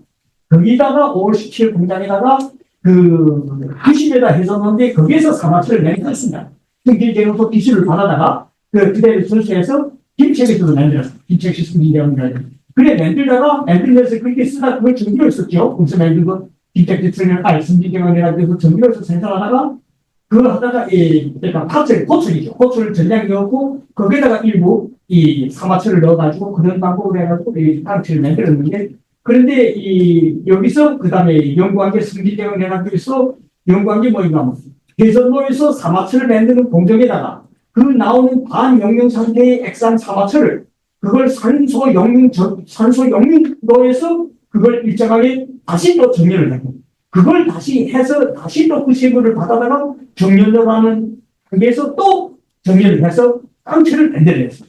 그래서 그걸 이 김정일 국방위원장이 2009년도에 그 성공한 거 보고 2009년도에 12월에 성진제강연합교수를 찾아와서 OLC 공장에 갔습니다. 가서 그걸 보고 이거는 3차 핵실험에서 성공한 것보다 더 큽니다. 이렇게 하면서 고문하고 성진제강연합교수 그 연구사들 100% 평양에 불러가지고 대투표가 투대하고 이런 작업을. 근데 그게 지금 생산 소규모적으로는 되는데 생산을 확대해서 이게 이 연간 생산량 이걸 높이기에는 좀 부족한 상태고, 그걸 그래서 그걸 지금 현재는 그 소규모적으로 생산하고 있고, 지금 현재는 그걸 그저 더 발전시키지 못하고 있는 그런 단계로 지금 저는 알고 있습니다. 뭐 2009년도 제가 2007년도에 이게 한국에 왔습니다. 그렇게 돼 있고, 그 다음에 안 되겠다. 그게 적지 않은 단점이 있는 것 같습니다. 그래서 그다음에 이 전문가들로 보고받고 안 되겠다. 이것 때는 놔두고 이제는 도로에서 좀 우리 주최처를 좀 만들어봐라. 지금까지는 해전로에서 주최처를 만들었는데 도로에서 직접 좀 포커스를 완전히 안 쓰고 만드는 방법이 어떠냐? 그래서 시작한 게 원래 90년대 말부터 진행했습니다. 그 연구사업을. 특히 김정일 국방위원장이 98년도에 지시를 했습니다. 이거 해전로에서 사마철을 만드는 방법 가지고는 이거 안 되겠다. 도로에서 좀 만들어보라. 그래서 김정일 위원장이 지시해가지고 98년도부터 시작했습니다. 연구가. 그래서 그 결실을 맺은 게 언제 맺었는가? 도로에서 주최철 생산은 2010년도에 성공해서 산업이 되었습니다. 그건 한계제철연합기업소하고 김책제철연합기업소하고 동시에 연구가 진행됐고 동시에 완성돼서 결국 도로에서 수직 산소 열법 용광로법에 의한 주최철 생산을 선철 생산, 쉽게 말하면 선철 생산을 완성했습니다. 그래가지고 생산을 진행하다가 2010년도에 쭉 진행해서 오다가 그러다가 다시 이게서 여기서 생산하는 그 방법이 조금 결함이 보였습니다. 그 방법은 쉽게 생각하면 한국의 콜렉스 제철법하고 유사한 방법이었습니다. 전문가들은 수를 좀 말한다면 콜렉스 제철법하고 비슷한 그런 방법으로 진행했습니다. 기초철 영광도라는 게 수직식. 그래서 그 다음에 이게도 결함이 한 기술에서는 그 결함이 좀 보였거든요. 제품의 질에서도 그렇고 생산량에서도 그렇고 그래서 이거 안 되겠다. 그럼 이 더 발전하는 방법이 없냐? 그래서 다시 한 게 수직이라는 단을 빼고 2015년도에 산소열법 영광로라는 것도 좀 또 만들었습니다. 산소열법 영광로는 다시 말하면 북한에서 말로 하면 역소용해라는 그런 이런 도에서 이 방법을 만들었습니다. 이 방법을 수직이 아니고 산소열법 이거 2015년도에 항해제철소에서 항해제철연합회에서 먼저 시작했습니다. 그래서 연구를 시작해서 2010년도 이후에 계속 연구를 하다가 15년도에 완전 산업적 생산이 들어갔습니다. 그리고 그 다음에 그걸 계승해 받아가지고 김책제철연합회가 2018년도에 이제처럼 산소열법 영광로에서 주체철 생산을 만든 게 이게 역조용해에서 만드는 방법. 이걸 18년도에 만들었고 이렇게 하고 그 다음 마지막 단계가 그게입니다. 이제는 또 요거 해보니까 또 결합들이 나타나거든요. 그래서 업그레이드 시키자 한 게 다시 말하면 부유예열식 산소열법 영광로. 요거는 2020년도부터 연구를 지금 시작하고 있습니다. 그래서 아직은 완성됐다는 이야기는 제가 듣지 못했습니다. 2020년도부터 부유예열식 산소열법 영광로. 이렇게 해가지고 지금 시작하고 있고 완성된 것은 아직 모르겠습니다. 요거지 지금 주최철이 현재 시작해서 40여 동안 이런 발전 단계를 거쳐서 지금 진행하고 있습니다. 이것이 지금 현재 결과가 이렇게 진행되고 있습니다. 지금 이 전문가이신 우리 플로어에서는 머리가에서 쥐가 나실 수 있는데요. 사실 지금 유영일 우리 선생님께서 이야기해 주신 이 내용들은 지금 이상호 박사님 열심히 노트 필기하고 좀 정신없어. 정말 이건 어디서도 들을 수 없는 이제 굉장히 중요한 이야기들 해주시는 거거든요. 근데 아까 그런 말씀을 하셨잖아요. 쪽에서는 최고 수재들이 철강산업 쪽에 그래서 기초과학적인 그런 연구들을 굉장히 많이 하는데 또 이제 환경적으로는 제재가 있고 그러니까 그 내부적인 그런 자원과 인력을 가지고 이런 어려운 그 환경 속에서 이 주체처를 만들어 가려고 아주 수없이 그 고난을 겪으셨던 그런 상황인데 또 우리 한국에서는 또 여러 가지 이제 철강 인재들을 사실은 요즘에는 이 철강 산업이 그 나라의 근간이 있기 때문에 사실 우리나라도 포항제철이 이 샘물을 쏟아내기 시작하면서부터 이제 그 전에는 완전히 북한이 더 우리보다 GDP가 훨씬 높아서 잘 살았는데 우리가 포항제철 때문에 이 역전이 된 거나 마찬가지입니다. 근데 엄청난 산업화를 이루고 오늘날 대한민국의 큰 경제 발전이 이루는데 이 철강이 없이는 불가능했던 것인데 근데 또 한국은 또 이게 철강 인재들이 그렇게 막 이렇게 싹 이렇게 달가워하는 그런 그 분야가 아니기 때문에 그런 이제 인재 수급에 또 좀 어려움이 있을 수도 있는데 이런 남북 간에 서로의 이 장단점이 서로 이렇게 교차로 맞아떨어지면 훨씬 이제 정말 우리가 철강 공동체를 만드는데 좋은 그런 점들이 있지 않을까 시너지 효과가 있지 않을까 그런 생각이 김병욱 박사님 코멘트 하실 거 좀 있으신가요? 아무래도 조금 이 철강 쪽은 지금 방위산업 쪽 연결되기 때문에 상당히 좀 어려울 것 같습니다. 그런 것들은 지금 조금 이렇게 전진적으로 접근하는 방법이 어려운데 근데 지금 북한 같은 경우 벌써 이런 자체 인력까지 자체를 벌써 양성을 했기 때문에 원래 대한민국 철강 인력과 무슨 외부하고 많이 결합되기 때문에 어쨌든 수준의 많이 있고 그러니까 상당히 조금 돌아가면 오히려 그런 효과들이 나지 않을까 싶습니다. 철강 쪽에 대해서 한 가지만 더 짚고 넘어가고 다음으로 넘어가도록 하겠습니다. 요거 끝나고 이제 플로어에서 좀 질문을 받으려고 하는데요. 아까 그 내화물 이야기 하실 때 사실 그 마그네사이트가 단천 거기 이제 김책시 밑에 바로 이제 단천이 있는데 거기가 우리 지금 한반도에서는 그냥 아주 희귀 금속뿐만 아니라 아주 고급 이런 광물들이 가장 많이 매장되어 있는 그런 중요한 도시 아닙니까? 거기서 이제 내화물의 아주 중요한 MGO죠. 그 마그네사이트가 많이 이제 생산이 되는 걸로 알고 있는데 그 자원들, 그 북한의 그런 고부가 가치 자원들을 어떻게 활용을 해서 앞으로 좀 남북한 경제 교류에 할 수 있는 그런 방안 같은 거 무슨 생각하시는 거 있으면 말씀해 주세요. 네, 지금 북한의 그 마그네시아이트가 그 함정을 갖고 나서고 이좀 분석하고 굉장히 맞춤된 상승입니다. 이게 지금 세계적으로 매장량이 원래는 USGS 미국 지질조사국에서 발표한 자료에 의하면 원래는 북한의 마그네시아이트 매장량은 세계 3위가 됐습니다. 그런데 지금 2020년도부터 지금 마그네시아이트 매장량이 세계 1위입니다. 북한이 1위가 어디가 러시아입니다. 3위가 중국이 됐어요. 원래는 중국이 1위 됐어요. 그런데 왜 그러면 북한이 3위 됐더니 1위 되니? 매년 생산하는 생산량이 작습니다. 지금 세계적으로 11위인데 2019년도 기준에 세계 마그네시아이트 생산량 11위인데 여기에서 지금 매년 마그네시아이트 생산하는 게 MGO로 5만 톤 정도 생산. 북한에서 5만 톤 정도 생산해서 경소, 중소, 용융 마그네시아를, 전용 마그네시아를 만들어가지고 철강 생산이요. 그런 방식인데요.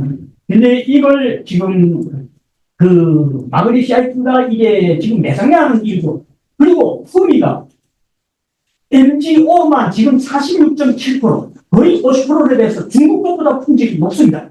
그러니까 품질도 높고 매장량도 많고 세계에서 1등이가 USGS 미국 지질조사국에서 발표한 자료예요.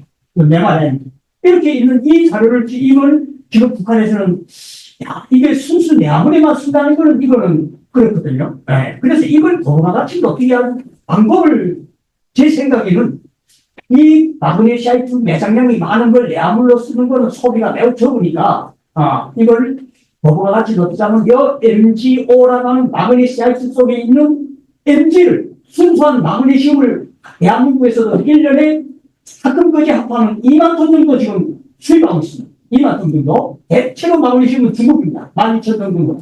한 해 아니죠. 나머지 7,000, 8,000톤은 자국 내에서 생산하고 있습니다. 가끔으로. 그래서 지금 2만 톤 정도를 이 마그네슘 수요가 있는데 이걸 지금 북한에 있는 저 고품이 1등급 매장량 세계 1위 매장량을 저걸 어떻게 북한하고 협력해서 마그네시아이트 속에 있는 MG를 추출하는 재련한 기술을 해가지고 이걸 고부가 가치를 높일 수 있지 않겠네요. 북한에서는 마그네시아이트를 대북 제재가 있기 전에는 중국에다 계속 수출했습니다. 또 경소 마그네시아 무슨 50달러, 중소 마그네시아는 그보다 더 높게 100달러, 그 다음에 전ling 마그네시아는 200달러 이런 식으로 팔았는데 그걸 한국에서 수입하는 거 중국에서 수입하는 거 내밀어 보면 가격이 높거든요. 그러니까 이 북한에게 중국 갔다, 중국에게 한국 오는지 중국에서 생산되게 오는지, 북한에게 갔다가 거기서 바꿔가지고 이렇게 들어오는지 이 가격을 저는 다 해봤어요. 엄청 높이 한국에서 받고 있습니다. 지금 마그네시아이트만. 근데 한국에서는 이것도 하지만은 바다에서도 해수 MG 염화수술 거기서부터 MGO를 또 추출해가지고 이렇게 해가지고 이 내약을 또 만듭니다. 근데 이거는 제한적이고 매우 경제적이지 못하고 이런 것들이 있습니다. 강석에서 이렇게 표현해가지고 이렇게 하는 게 그래서 결론은 제 말은 북한이 이런 노다지가 있으니 이걸 거부가 가치를 높이기 위해서 이걸 해가지고 내를 뚫대로 만들고 이걸 가지고 한국의 이 운용실이 한국이 대단히 세거든요. 높거든요. 북한보다 미러는 제가 모르겠습니다. 최근 이쪽 다 보니까 미러는 뭐 별 차이가 없는데 운용 기술이 상당히 높습니다. 돈을 막 투자하고 이러니까 북한 그래도 못하고 있잖아요. 그러니까 이런 기술적인 것들을 이렇게 같이 접목하면 북한의 마그네시아이트를 로부터 마그네슘을 추출해가지고 그걸 한국에서도 쓰고 그렇게 하게 되면 북한도 좋고 마그네시아이트를 이렇게 지금 대북제재를 임시로 중단됐습니다. 후에 중단됐네요. 근데 이제 앞으로 해제되거나 이렇게 하면 그걸 뭐 얼마든지 가능할 수 있는 그렇게 그래서 마그네슘이 지금 톤당 지금 2,780달러 정도 되거든요. 2,780달러. 그런데 이게 내화물로 하게 되면 얼마 됩니까? 전륜이 제일 비싼 거래야 300달러 정도밖에 안 된다. 300달러. 정답 제일 최고 마그네시아 NGO가 순도인데 NGO 순도에 따라서 가격이 올라가거든요. 최고가 300달러인데 2천 톤당 2,700원이면 북한도 좋지 않아요? 우리 이런 측면에서 제가 좀 유영의 선생님이 거의 대중 앞에 모습을 안 나타내시다가 지금 오늘 아주 말문이 팍 터졌습니다. 하고 싶은 말씀이 너무 많으시고 지금 마그네사이트 이야기 하시기 굉장히 흥분하셨는데 사실은 이 마그네슘이라는 게 제일 가벼운 금속이잖아요. 그래서 비행기 만들고 하는 게 쓰여지는데 그걸 겨우 내화물, 벽돌 만드는 데만 쓰고 있으니 되게 최고의 품질을 가진 매장량을 가진 북한의 마그네사이트를 우리가 그냥 수입해서 그것을 고부가 가치를 만들면 얼마나 좋겠느냐. 지금 이 요지의 말씀을 좀 해주시라고 저는 드리겠습니다. 그렇게 될 날이 반드시 오리라고 저는 좀 믿고요. 우리 아까 질문하는 건가요? 예, 네, 맞아요. 걔들이 그쪽에 북한 사업할 때 단체 광산 사진하고요. 모든 것을 봤습니다. 하다가 제발 좀 팔아주시기 위해서 봤는데 문제가 하나 있어요. 운송이 안 돼요. 한국 개발도 안 돼 있고요. 물건이 아무 군덩이 있으면 뭐합니까? 끊임없이 있는데 끊임을 수 없어요. 이게 몇 년도셨나요? 그게 2010년. 그 이후에 그러니까 제가 말씀드린 게 어떻게 발전이 됐는지는 모르겠습니다만은 그 이전에는 지금 문제가 있습니다. 실제 러시아도 그렇지 않습니까? 어마어마한 광물이 있으나 힘이 있어야 꺼내오기. 그래서 그게 문제입니다. 네, 그걸 제가 이야기하면, 네, 한경남도 반철지에는 한 200미 정도 되는 그 건덕이 있는데, 대흥, 영약, 여기에 있을 때, 거기서 이제 틀길이 나 있습니다. 틀길이 어디서 와 있는가? 반천에 반천이 동해바다인데, 반천 항구가 있습니다. 반천 항. 항구에 네. 그걸 실을 만한 저반이나 항구가 안 돼 있다. 네. 그 저반이 나가가지고 수질도 낮고 이래가지고 그거 김정일이 순서부터 해야 합니다. 네. 문제는 모래가 쌓입니다. 자꾸. 네. 쌓이는데 전혀 손을 못 대가지고요. 네, 맞습니다. 그걸 꺼내와야 하는데 모래를 준설할 수 없어요. 근데 모래를 누가 캐옵니까? 우리나라는 동해안 쪽에 캐오고 싶어도요. 동해안 쪽에는 그걸 저장할 곳이 없습니다. 근데 이 모래나 하는 걸 보면 전부 물류병에서 다 먹는 거거든요. 근데 동해안 어디다 퍼서 추억으로 싣고 들어오면 배꼽이 생각보다 큽니다. 그래서 누가 그걸 그 모래는 가져가라고 그래도 손을 못 댔죠. 지금까지. 네, 근데 그런 문제가 해결이 기본적으로 되져야 이게 산업적으로 운송할 수 같이. 네, 그래서 그 비판도 그런 문제를 가지고 있는 방청 한국을 모래를 이렇게 제거하겠다는 거 많이 했고 지금 현재는 인공위성 사진을 보면 알 수 근데 있습니다. 우리 동료는 이제 거기를 가봤습니다만은 네, 사진으로 봤을 때는 이게 거의 노천강산 비슷하더구만요. 어디? 저 단체로 마그네슘 광산이에요. 노천강산은 예 그렇습니다. 영양강산하고 애운강산이 이 두 가지가 기본적으로 있는데 예, 그러니까 노천입니다. 그리고 뱅도 저도 있습니다. 그래서 놀래더라고요. 노천입니다. 네. 예, 저 기가 문자를 노천에서 굉장히 중요한 부분을 짚어주셨고요. 제가 아까 몇 년도 2016년인데 그 이후에 중국 자본이 투자가 되는 단천에 신항만이 들어섰습니다. 사실은 중국이 단천에 있는 광물에 대해서 제일 많이 눈독을 들이고 있기 때문에 그 신항만을 지금 이제 개발해 놓은 그런 상태라고 저는 알고 있고요. 두 번째 방안이 있습니다. 소규모고요. 단천항이 안 되면 거기에서 김천항까지는 거리가 얼마 안 됩니다. 김천항까지 몽땅 김천항은 수립이 있고 대무역항입니다. 김천항 거기까지 단천에서 단천하고 김천산이 거리 멀지 않습니다. 한경북도 한경남도 경기가 단천입니다. 그래서 그 김천항도 옮겨야 됩니다. 기본적으로 만약 안 되면 그런 이 방안도 다 있습니다. 지금에서는 그건 문제는 그 문제 우리 단천의 그 항만시설이 반드시 필요하다고 이제 짚어주셨기 때문에 그 부분 뭐 중요한 점 말씀해 주실 것 같고요. 일단은 한번부터 들어가고 알겠습니다. 다음 주제로 넘어가기 전에 이제 사실 이제 플로어에 질문을 받으려고 했는데 이찬구 교수님께서 지금 그 철강 이쪽 이야기가 쭉 진행되니까 거기에 조금 코멘트 하실 게 있다고 좀 뭐 PPT를 좀 띄워달라고 부탁을 하셨어요. 그래서 잠깐 그거 좀 말씀 듣고 플로어 질문으로 좀 넘어가도록 하겠습니다. 제가 뭐 따로 말씀드릴 건 알고 다지 않는 내용이어서 말씀을 듣다 보니까 요즘 많이 유행하는 말들이 있습니다. 이제 경제 안전 보장이라는 말을 쓰고 있죠. 그리고 이제 경제 안전 보장을 위해서 이제 여러 가지 원료들의 서플라이 체인 이런 것들이 신흥시사에 나오고 있어서 한국의 이제 철강 또는 석탄 이런 얘기가 나오면 한국의 한반도에 이전에 어떤 것들이 있었는지 주체철에 나오게 된 그 역사적인 배경을 조금은 이해하시는 것도 좋을 것 같아서 그런 것들을 이제 준비했습니다만 볼펜이 제철이라는 게 이제 뭐 이런 거인데 좀 다음으로 넘겨주시겠어요? 남한 좀 뒤로 넘겨주시면 여기 제가 만들었습니다만 제철에서 1910년대부터 1940년대까지 이제 한반도에는 주로 북쪽에 황해제철, 그 전에 이제 일본 제철, 교미코 제철소 1920년대부터 가동을 시작했고, 그 다음에 지금 30년대에 이제 지금의 충진 빈책제철소, 원래 일본 제철, 충진 제철소라고 하는 게 두 개까지 가장 큰 제철소가 황해 쪽하고 이제 동해 쪽에 하나씩 있었던 것인데, 말씀하셨듯이 한반도에서 이제 역청탄이 이제 공급이 안 되다 보니까 이것을 당시 어떻게 공급을 했는지에 대한 이제 그 연결망입니다.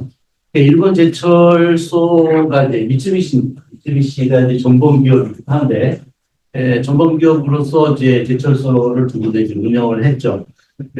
기본적으로 원료가 되는 이제 역청탄은 일본의 홋카이도의 유바리 탄광에서 오고, 그 다음에 만주에서의 이제 합강 탄광하고 밀산 탄광에서 이제 오는 것이 이제 충진 제철소고, 그 다음에 황해 제철소, 교미코 제철소 쪽은 이제 요동반도 건너가지고 진앙도 쪽에서 이제 거기서 이제 가이란이라는 거고, 수순 탄광에서 그 다음에 여기서 이제 만들어지는 일련의 과정은 뭐 생략을 하겠습니다만, 이런 이제 서플라이 체인이 N블록이라고, 일본 제국의 만주국을 포함하는 일본 제국의 N블록 안에서 이루어져서 거기서 만들어진 것이 관제품으로 주로 선철로 만들어진 상태에서 일본에 있는 이제 군수 공장인 쿠레 공장, 히로시마 옆에 있는 쿠레 공장에 가서 이런 용기 이런 식으로 이제 많이 사용되거나, 이제 일본 야하타 제철소, 얼마 전에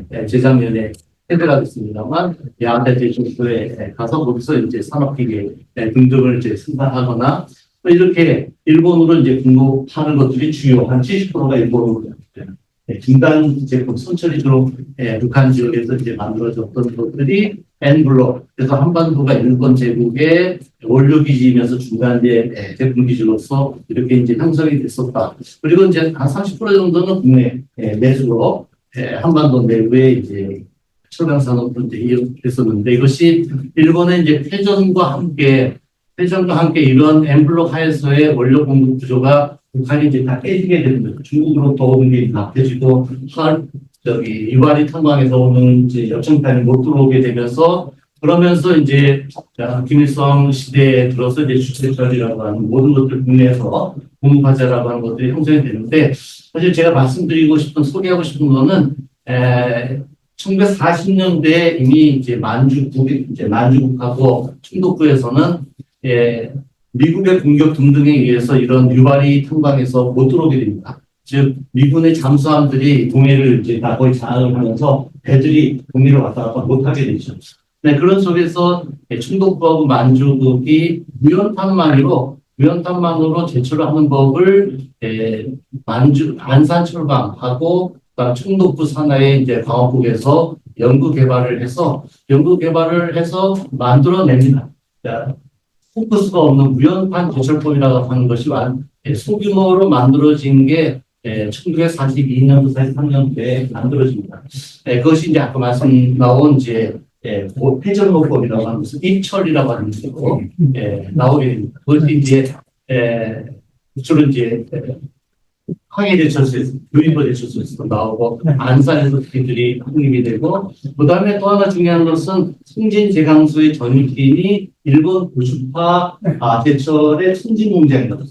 그러니까 일본 고주파가 전기로 회전로를 가지고 우연탄만을 사용해서 거기서 바로 제강까지 그래서 스텐으로 합금을 해서 바로 포신을 만들고 그런 철강을 지금의 승진제강소에서 1940년대 이미 만드는 그래서 그런 것들의 기반이 있으면서 해방 후에 김일성 주석이 이제 그런 자료들을 보고 우리도 우연탄만으로 이런 기술을 가지고 강철을 만들어낼 수 있다라고 하는 생각을 하고 40년 거쳐서 그 주체처를 만들어내는 거죠. 그런 것에 대한 배경이 만주국이라든가 충북부의 무연탄 대처법들이 이런 연결망들이 이제 미국에서 깨지면서 자체적으로 만드는 이제 그런 기술 개발이 있었다는 그런 한전의 배경을 말씀드립니다. 우리 역시 역사학자시기 때문에 이런 철강 분야에서 역사를 또 딱 훑어주죠. 사실은 일본 만주국도 그렇지만 또 히틀러도 이게 고립되고 제재가 들어가는 그 상황 속에서 정탄이 없으니까 어떻게 하면 그냥 무연탄 가지고 철을 만들 것인가 이런 것들을 독일에서도 또 연구를 했던 것들이 있기 때문에 하여튼 뭐 이런 역사적 그런 참 우리가 시사하는 바가 굉장히 많습니다. 고난 속에서 오히려 고난 속에서 새로운 기술이 발전되는 그런 결과가 아니었나 싶습니다. 자, 그러면 우리 플로어에 지금 또 질문하실 것들이 좀 많이 계실 것 같아요. 아까 우리 저희 안창 말씀해 주신 분들 혹시 어느 분이 있으신지 질문에 자기 소개 좀 해주시고 질문을 해주시면 좋겠습니다. 임상우라고 하고요. 짧게 소개드리면 네, 민족은 남북이 두 나라가 된 사실입니다만 다시 무슨 방법이 어려우니까 정답의 틈새 속에서 중립화가 돼야겠다. 중립화가 되지 않으면 민족의 미래가 없다 해서 국제적인 중립화 운동에 공부하고 있습니다. 질문은 아주 간단합니다. 일반인의 질문인데 조선의 무기 화면에 TV 소리되는 뭐 방사포도 있고 장거리 대포도 있고 조그만 상식으로도 도대체 그 철강 보시는 아주 고도강일 텐데 아까 다 설명해 주신 이제 만들어내는 것까지 생각했는데 그게 작업이 되는지 북한 무기 체계에 굉장히 많은 부품 뭐 이스라엘은 아마 우크라이나에 그냥 가짜 선전 같은데 조선 무기 일부가 있다고 하더라고 주로 대포 그 양이 얼마나 되는지 그냥 간단한 질문인데 작업이 되는지 지금 양은 얼마 되는지는 잘 모르겠고요. 제가 북한에서 있어본 데 의하면 저는 뭐 군사법무도 하지 않았고 6개월 동안 의무적으로 하니까 했는데 그건 뭐 심해 있는 한 사람처럼 군사법무를 했다고 말 안 한다. 의무적으로 하는 게 있어요. 대학생들이. 그래서 6개월 동안 평양이라 했는데 그때 러시아 폼을 다뤘습니다. 평양 방어 고사포 사령부 안에 해내군인들하고 있는 학생입니다. 사실 6개월 동안 했는데 그때 러시아 포가 85mm가 됐습니다. 85mm가 러시아에서 이전에 북한을 지원해서 왔던 포들이 그대로 있어서 그런 포들이 북한 내에 많습니다. 그래가지고 제 생각에는 그렇게 이전에 북한에 러시아에서 넘어왔던 포들이 포탄도 많으니까 그것들을 그대로 만약 지원했으면 좋았을 수도 있고 그 다음에 북한에서도 오늘 좀 첫째가 그런 생각이고 북한에 가니까 러시아 내래 신국들이 많으니까 그걸 일부러 줬을 수 있고 그게 첫째고 두 번째는 북한에서 승진대강 연합교섭에서 정확히 포시강을 만들니 처음에는 뭘 만드는 포시강 처음부터 아니었어요. 처음에는 보이다 강간을 만들었어요. 보이다 강간 특히 거기에는 학금이 여러 가지가 들어가지만 반화빔이 꼭 들어가야 돼요. 반화빔하고 궁소 여러분 학급 처리를 했대로 마지막에 학산하고 이었는데 학금 안 하는데 그거는 경기도가 따로 있습니다. 거기에. 경기도가 따로 있어가지고 전문적으로 거기에서 해가지고 그걸 경기도에서 생산한 다음에 가끔 조성을 맞춰서 출발해가지고 그걸 액상 상태에서 그걸 원심 주조합니다. 원심. 네, 원심 힘에 의한 주조를 해가지고 공간을 비워가지고 바깥에 있는 분이 이렇게 하게끔 간을 만들어가지고 그래가지고 그거 안 하고 바깥에 피삭시킵니다. 피삭시키고 연마하고 이런 식으로 해가지고 도시감을 지금 현재 내는 그건 다 자동 체결되어 있습니다. 뭐 도시감 내는 거 주방 이 전기로 있으면 그렇게는 안 되겠죠. 이렇게 해가지고 이걸 하는 건 모든 거죠. 완전히 자동 체결을 해가지고 이제는 원심 조절해서 보살 코치가 나오게 되면 저쪽 간이 나오게 되면 이게 조절 안 했죠. 간이나 간이 나오고 그걸 이제 안을 이제 피사하고 같은 피사하고 연말하고 이런 과정을 거쳐가지고 도시감이 만들어지고 있습니다. 그거는 2000년대 초 90년대 말 그래서 정확히 딱 집중을 되는지 그때부터 시작했습니다. 그전에는 보이라 강간을 만들었습니다. 그래서 그걸 능이 가능하다는 거, 능이 가능해서 자체를 조작해서 양도 충분하게 할수 만들 수 있습니다. 그거는 지금 민간 민수공업이 아닙니다. 성지대학교는 2002년도에 김정일 때 와서 이거는 군수공업이다.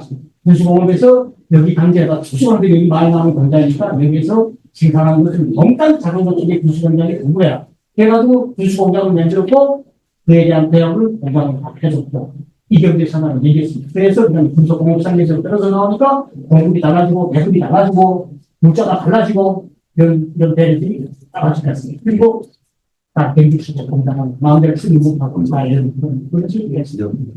북한 사회가 그동안 이제 고립되어 있으면서 이제 군수 산업에 아주 특화된 그런 사회가 되다 보니 그쪽에는 아주 집중적으로 고도화돼서 발달되고 철강도 굉장히 공급이 되어 왔지만 사실 일반 우리가 정말 포항제철 세우고 나서 전국이 이제 동시에 같이 성장하고 산업화되려면 모든 건물 세우고 뭐 하는 모든 게 다 철강제가 필요한 것인데 거기까지는 따라가기가 수급이 부족한 그런 상황이 전개되어 있지 않았을까 생각을 하고요.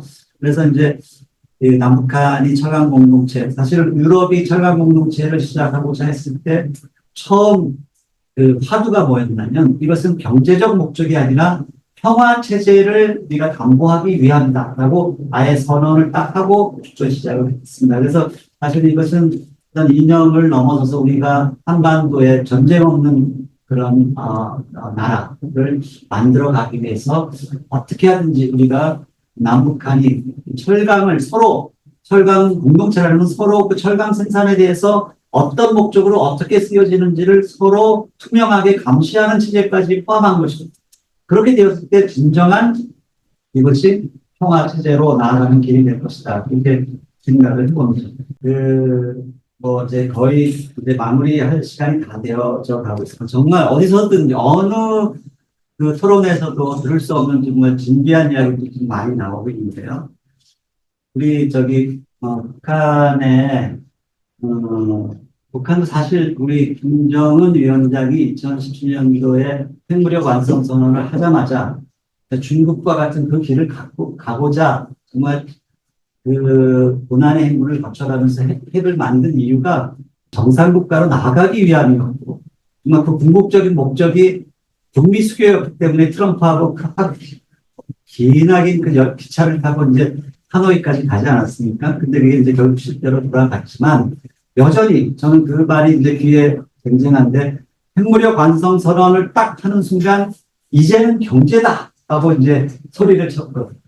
사실은 북한 역시 그 경제 발전에 대한 아주 강한 그런 니드, 그런 그 디자인, 욕망이 있다고 저는 이제 생각을 하고 있습니다.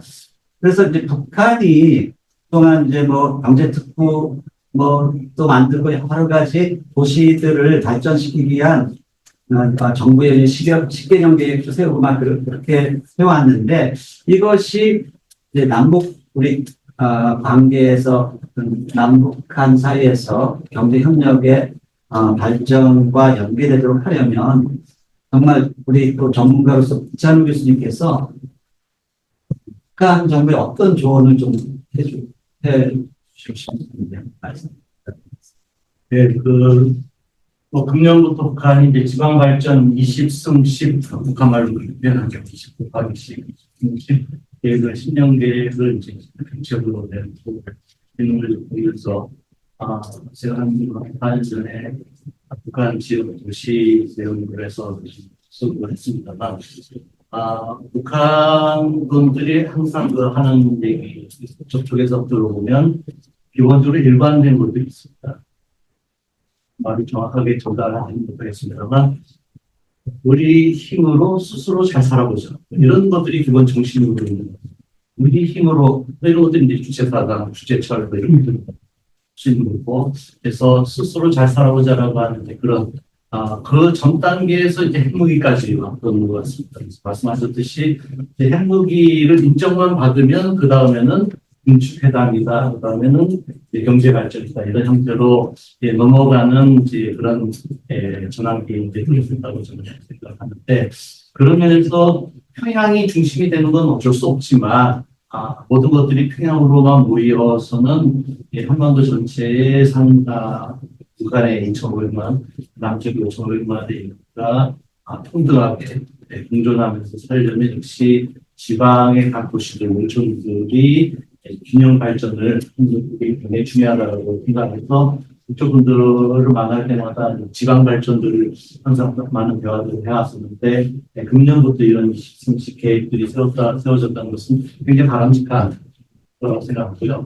이런 것들이 이제 앞으로 10년간 진행이 되는 것은 부분 10년간은 전쟁을 하지 않겠다라고 하는 말로도 들립니다. 남쪽에서는 북이 전쟁을 할 거다, 뭐 여러 가지 국제정세가 그렇다, 이렇게 말을 하지만, 제가 볼 때는 10년간은 전쟁하는 생각이 없구나, 그게 본심이구나. 그렇다면 그 본심으로 만나서 북한의 각 지역의 지방 발전, 도시 발전에 우리의 지방자치체들이 서로 연계하면서 같이 공생할 수 있는 길을 이번에 우리가 폭으로만 제안을 할 필요가 있겠다. 강원도 같으면 남강원도와 북강원도에 강릉, 속초, 동해와 원산, 그다음에 협력이라든가 서해에서는 인천과 남부 사이의 관계라든가 등등 과거에 우리가 많이 꿈꿨던 남북 간의 협력이라고 하는 것을 이제는 서울과 평양이라고 하는 그런 중심과 중심의 만남이 아니라 다변화되고 다원화된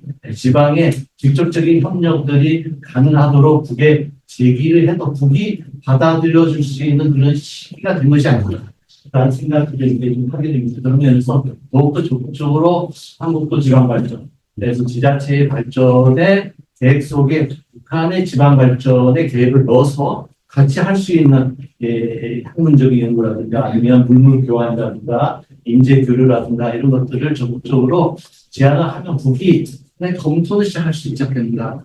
오히려 긍정적인 시대의 시작이 아닌가. 말씀드리면서 이제 제가 또 기억이 떠오르는 것이 동독과 서독 사이에서 통일로 가는 길목에서 각 중앙 정부가 아닌 지방 도시들끼리의 어떤 서로 네트워크가 형성되기 시작했고, 그것이 이제 마치 끊어진 실핏줄을 잇는 그 작업이 되었었다고 이제 제가 어떤 기록에서 읽었던 생각이 나는데요. 사실은 저희도 마찬가지라고 생각합니다. 그래서 저희 포럼에서 2020년도에 남북한 우호도시 협력이라는 어떤 주제를 가지고 1년 동안 북한과 한국의 가장 산업적이고 뭐 여러 가지 인문 사회가 과학적이든 과학기술적 산업적이든 서로가 연계를 맺을 수 있는 도시들이 어떤 도시들이 있는가 그 짝을 맺어주자 뭐 이런 연구를 좀 했었던 기억이 나거든요. 그런 차원에서도 오늘 이제 주제였던 이제 철강 산업이 사실 한국에서 가장 큰 철강 도시는 이제 포항이고 또 가장 큰 북한에서 철강 도시는 이제 청진인데, 놀랍게도 오늘 뭐 오신 분 중에 들어보신 분들도 계시겠지만 포항에 가면 청진리가 있고요. 청진에 가면 그 객책지철소 바로 위가 포항동입니다. 포항동. 이게 그냥 정말 우연 같지만 그건 아주 정말 놀라운 일이거든요. 그래서 포항과 청진이 이런 어떤 정말 우호도시로 맺어져서 그런 남과 북에 끊어진 그 혈맥을 잇는 대동맥을 잇는 그런 철강 공동체를 이룰 수 있는 그런 날이 올 수 있도록 저희 뭐 포럼은 그것을 위해서 끊임없이 연구하고 또 매진하고 또 이제 또 많은 이제 그 관심 있는 사람들을 이제 불러 모을 그런 계획에 있습니다. 그것을 위해서 같이 오늘 오신 분들 중에 혹시 아직 저희 포럼의 회원이 아니신 분들은 우리 스태프들에게 그 지원서가 있습니다. 지원서 받아서 같이 동역해 주시기를 부탁을 드리겠고요.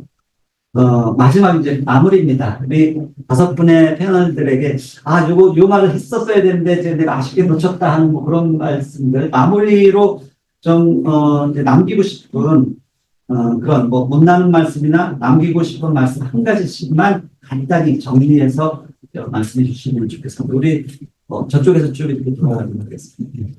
저는 우리 북한의 주체처라고 남한의 하이닉스 공법하고 요거의 뭐 장단점은 간단히 이거 좀 먼저 말한다면 남한의 하이닉스 공법은 우선 투자비가 이전의 고로 생산 방법보다 한 40%가 저는 절감되는 걸로 알고 있습니다. 이전의 고로 생산이 100이라면 이거는 60밖에 투자비가 안 들고 하이닉스 공법이.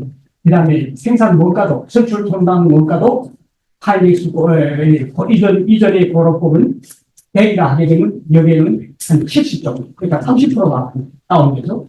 이런 장점이 있으니까 이 방법을 북한에다가 전수해 가지고 하이닉스 공급을 하고 그러면 친환경적 의미에서도 이게 되지 않겠는가 이런 생각을 조금 해보고 있고요.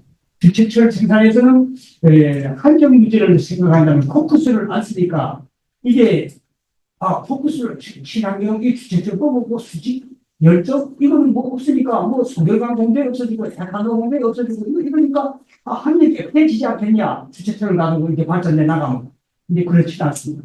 코크스 생산량이 선철 통당 500kg 된다면 이 유연탄, 갈탄 이거는 1000kg 수직하는 수직 산소 열도 용광로에서는 선철 한 톤을 만드는데 유연탄이 1000kg 정도 들어가요.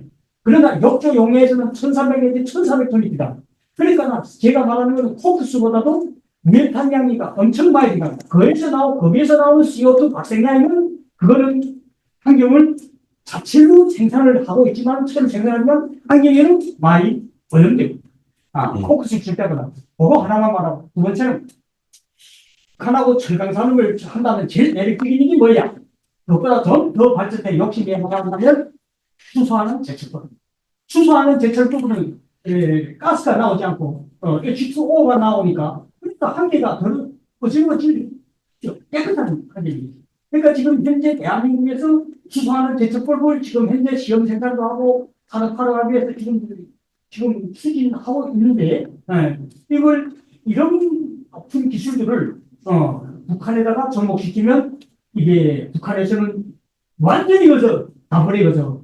뭐 남북 간에 지금 현재 뭐 팽팽한 관계를 떠나서 이런 것만 하나 던지게 되면 북한에서는 오케이 할 것 같은 그런 예감이 저는 막 들어요. 그렇지만 수소하는 제철법 이런 생각도 정말 제가 그 이야기까지 오늘 시간이 짧아서 못해서 좀 아쉬웠는데 우리 마지막에 딱 짚어주셨네요.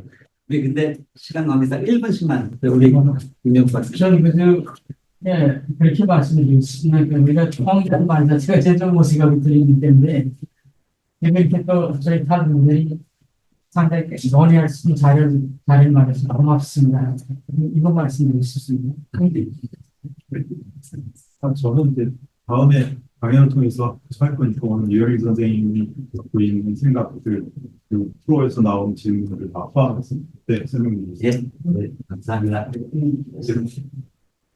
드리고 싶은 말씀 많지만 하여튼 저는 개인적으로 6년 전에 트럼프 대통령하고 김정은 위원장하고 얘기했던 그 관광개발 사업이 좀 잘 됐으면 좋겠고요. 가능한 한 빨리 만났으면 좋겠어요. 그래서 오늘 뭐 통일부에서 뜬금없이 뭐 패싱이 안 될 거다 하는데 패싱이 되고 안 되고를 떠나서 일단 한반도에서 가장 중요한 것은 통화를 창출하고 평화를 유지하는 거거든요. 그래서 뭐 이민족 국가가 됐건 두 개의 다른 나라가 됐건 지금 선생님께서 말씀하신 중립 국가가 됐건 뭐 만나야지 얘기를 할 거 아닙니까? 그렇죠? 그럼 일단은 김정은 위원장, 김 위원장을 대화의 피드로 데리고 나와야 돼요. 그래서 우리가 먼저 하던 아니면 트럼프가 먼저 하던 빨리 대화의 장으로 나오겠으면 좋겠고요. 그 다음에는 우리가 정말 관광 부분에 대해서 북한보다 많이 앞서 있으니까 많이 조언도 해줄 수가 있고 도움도 줄 수가 있고 그래서 정말 북한이 잘 살게 돼야지 전쟁을 무서워하게 되고 그리고 이건 정말 평화 산업이기 때문에 북한이 관광 사업이 발전된다면 또 평화로 가는 길입니다.